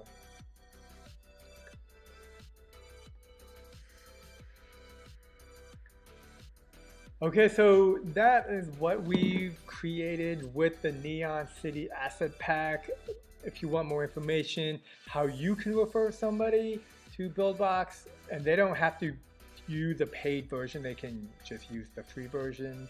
I think that's how the referral program works. If you yourself are interested in Buildbox but not sure and you want to do something for free, I have the link in the description below. So hopefully you can check out this asset pack if that looks like something that's interesting for you. There's a lot of cool assets and things in here, and it's great because again they're made specifically for Buildbox in terms of what is available for you to do and create. So like cool cars, a lot of stuff. If you're new to Buildbox, I strongly recommend just try to get your first game out there as soon as possible. Don't be too critical on yourself on like how does everything look, feel. Just try to get to work. An endless game I think is a really great way to begin if you're new to game development. But yeah, this is cool asset pack. I think I'm going to be going through asset packs this week. So I've been talking to Brave Warrior, who's got a lot of cool templates that he sells. So I'm trying to see if we can work something out where I could try to highlight his templates. And yeah, so come back on Wednesday for that. And until then, I find whenever I'm in like a learning environment where I'm just like not on a goal of trying to make 20 levels or whatever, and just being open to experimenting, playing, which I strongly recommend anybody do, because it leaves your mind in an openness of play to create what you want to create, as opposed to the mindset of let me get ABC objective done. These are two different mindsets, and both will help you become a better game developer. Hey, what's up, Star Masher? More live streams for Buildbox. When does your game come out? Great question. I'm always pushing back the end date for my game because you can do that when you make your own game, and because I just want so many things to get done. But right now I'm scheduled towards the 28th, but I think I might be testing it with quality, with SDK. So something like that automatically is going to be uh, an extension of 2 weeks automatically. So if I decide to test with the publisher, automatic 2 weeks. Because you have to do the SDK. There's a lot of things you have to get done. And for me, the biggest thing, whether or not I work with the publisher is not, to me, is not a big deal. But learning the information and learning how they do things is more important than trying to like get a hit game. Because my mindset is I'm not trying to make a hit game. I'm trying to make a good game and get good at making games. And then eventually one of them will be a hit game. See, it's a different mindset. Like if your goal is to like win the championship, then you're only thinking of the championship trophy. But if your goal is to just like get better offense, get better defense, get better mechanics, get, build up all the things that help lead to, let's say, being featured by Apple, then you build that specific mechanism or that way of learning. So what do you think about the blog post of Buildbox versus Unity, David versus Goliath? So I think they're just different softwares. I think the vast majority of people out there, literally 97% of people who are making mobile games. We're talking mobile games. I understand Unreal Engine can also make mobile games, and they use Unreal Engine in movies. So, comparing the two is like,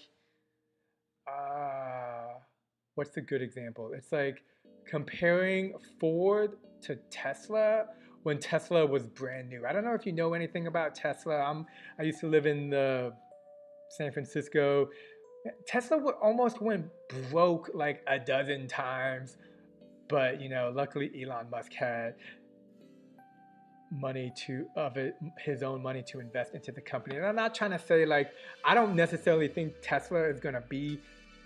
I don't think Buildbox is going to be the future. They're different. It's like comparing apples to oranges. If everybody eats apples, how the taste of an orange is different. So, I definitely think if you're trying to make money with making mobile games, like working with a publisher, then you should probably be using Unity. Because your goal isn't to make fun games. It's not. Your goal is to make money. If you can make money and make fun games, is second. There's a lot of things going on. I think you need to step back and realize what someone's goals are. I just don't use Unity. I've used Unity before, and I understand that there's plugins like Playmaker and Corgi, and I'm always looking at it, but I have different goals than somebody else. And that's not to say that I wouldn't go use Unity, or go use Godot, or go use Construct. I'm always open-minded to exploring different softwares, but I just like Buildbox. I'm a visual person. Like looking here and seeing all these cool things, like it's like instant satisfaction. But Buildbox, you're comparing Buildbox, which has been around for about 5 years, to Unity, which has been around for 15 years. So Unity has 15 years of more experience. Like they were around before mobile phones were even around. Yeah, I can't code either. I have an identical twin brother who's a coder.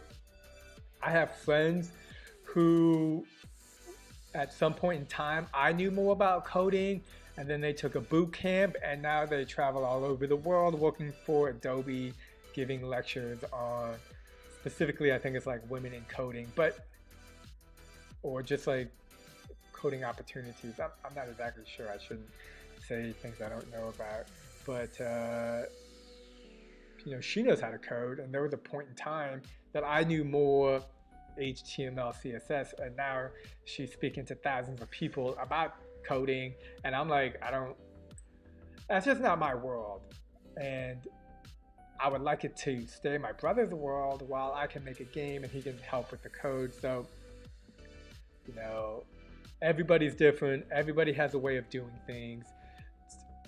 The mentality that there is a right and wrong way, to me, is incorrect. So it just depends on your overall goal, what you want to do. And yeah, I think a lot of people get into making games to make money because they think it's easy, because why not? Everything's easy, right? But, you know, and that's not to say it's not possible, because I know people who have done it. Like, they're like, oh, I've done it. But then there's like bad stories and horror stories. So it's just a complicated beast. And also, another thing I like about Buildbox is I like that it's new. So they're always, I think Buildbox is in a situation where they're always trying to like prove themselves, which in my opinion, like, I never try to prove myself to anybody. I just do my own thing, and if that proves A or B, cool. If not, that's cool too. Like, but I think Buildbox is amazing at just prototyping, making something quickly, and they have a long way to go, a long way to go in terms of beta, in terms of things crashing, in terms of having helpful tutorials. But I like to believe they're committed and they're trying to get there, and they're open to adapt and learn along the way. So yeah, 20,000 rating already. Have you played the new Buildbox game? 20,000 rating already. Oh, you're talking about Donuts Delivery? Yeah, I played that. Like, really good game. I'm at like level 50. I play more Buildbox games than anybody on the internet. Fact. Like, you can look at my playlist. It's got hundreds. I don't even know how many Buildbox games I've played. Buildbox 2, Buildbox 3. There's not a lot of Buildbox 3 games out there. I think that's because a lot of people who use Buildbox, they don't go through, they're not pushing it to the App Store, or they'll spend a long time learning how to make a game, and then when it comes time to pushing it to the App Store, it's not easy. It's not like you go hit a button and then your game's on the App Store. No, that in itself is like a whole process that you have to learn, rinse and repeat, and get comfortable with that as well. I was reading, I think on a Facebook group, somebody was trying to publish to the App Store, but they're in a country that doesn't allow you to get an Apple develop. Basically, it's just a lot of stuff happening. So that's why I always say, publish your game, or put your game on your phone. Always get an idea. What game are you talking about? I think. I think it's Donuts Delivery by VCast. One guy run.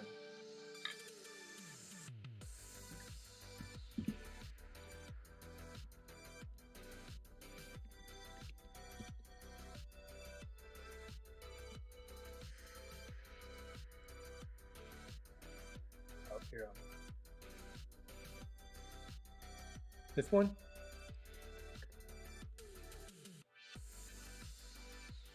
Oh yeah, so he's playing with the FBX, which I still need to learn. And this looks Russian.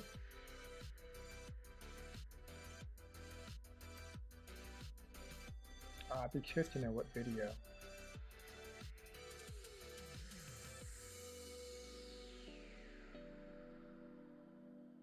Yeah, cool FBX files. Great UI. Looks like even you can select objects or choose a hat, so that's kind of cool. Looks like Buildbox 3. I mean, honestly, I assume everything is Unity unless I know for a fact it's something else, because like that's how big Unity is. It's the main one. You can always like go to their website if they should have a website. Visit website.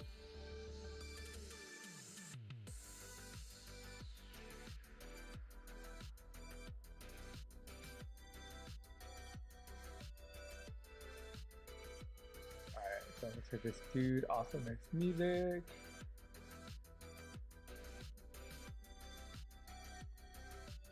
Hey, game file, welcome.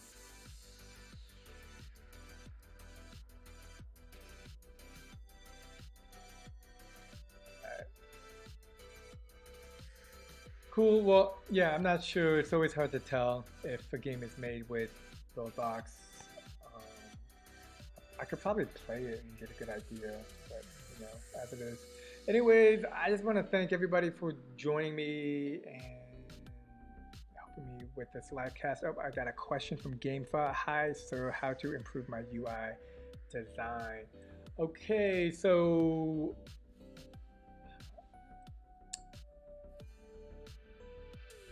my biggest suggestion would be to find a design of a UI that you like and try to imitate it in your own style. So, and this also depends on the kind of game you're making. If you're making a first-person shooter, or if you're making a endless runner, or if you're making a, I don't know, push this button and it does something game.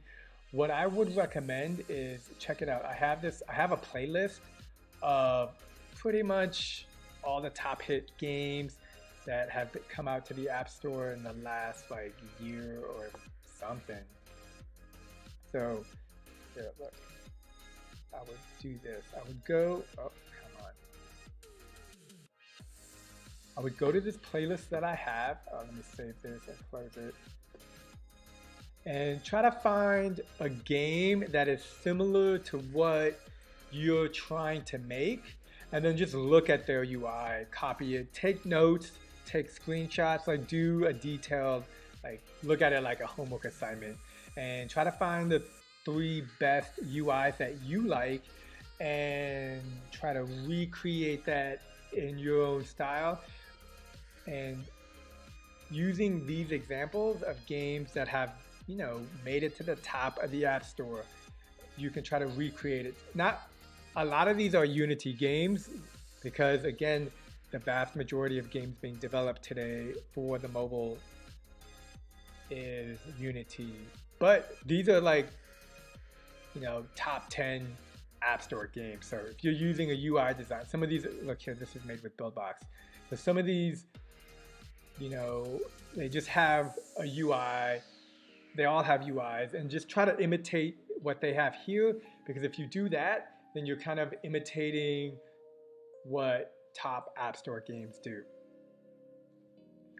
Your videos are amazing. Please keep them up. You're inspiring. I saw. Oh, thanks. I appreciate that. I'm just trying to make games, play games, and everything in between, and try to learn and get better along the way. I think a lot of times people think making a game is like $1-2 million. Like everybody wants to make a hit game. Nobody wants to make 50 crappy games to make that hit game. So think about that. Everybody wants to make one hit game. Nobody wants to make 50 crappy, not crappy, but like works in progress, learning. Nobody wants to do that. I want to do that. I want to do that. I've released like 12 games, maybe 6 of them are okay. And, you know, by reshaping how you visualize your goals, it makes it easier to achieve them. And like, granted, my timeline is like 5 to 10 years, but you know, I'm fortunate enough to be in that situation because I've worked hard to get here. It's not like I woke up one day and just started making YouTube videos. I kind of did, but who knows? I gotta get going. I appreciate you guys for joining me. I'll be back on Wednesday. We're gonna be looking at some templates that I've talked to Brave Warrior to get a discount. He's got some cool templates. This guy knows how to use Buildbox. And we're gonna be checking out some of his templates, just going through the nitty gritty, seeing how it works, because you're learning Buildbox, I'm learning Buildbox, so let's learn Buildbox together. All right. Look at my face. Clickety clack, cool. And on that note, you guys have a great day. Stay safe out there. Wear a mask. Look like a ninja if you can. All right.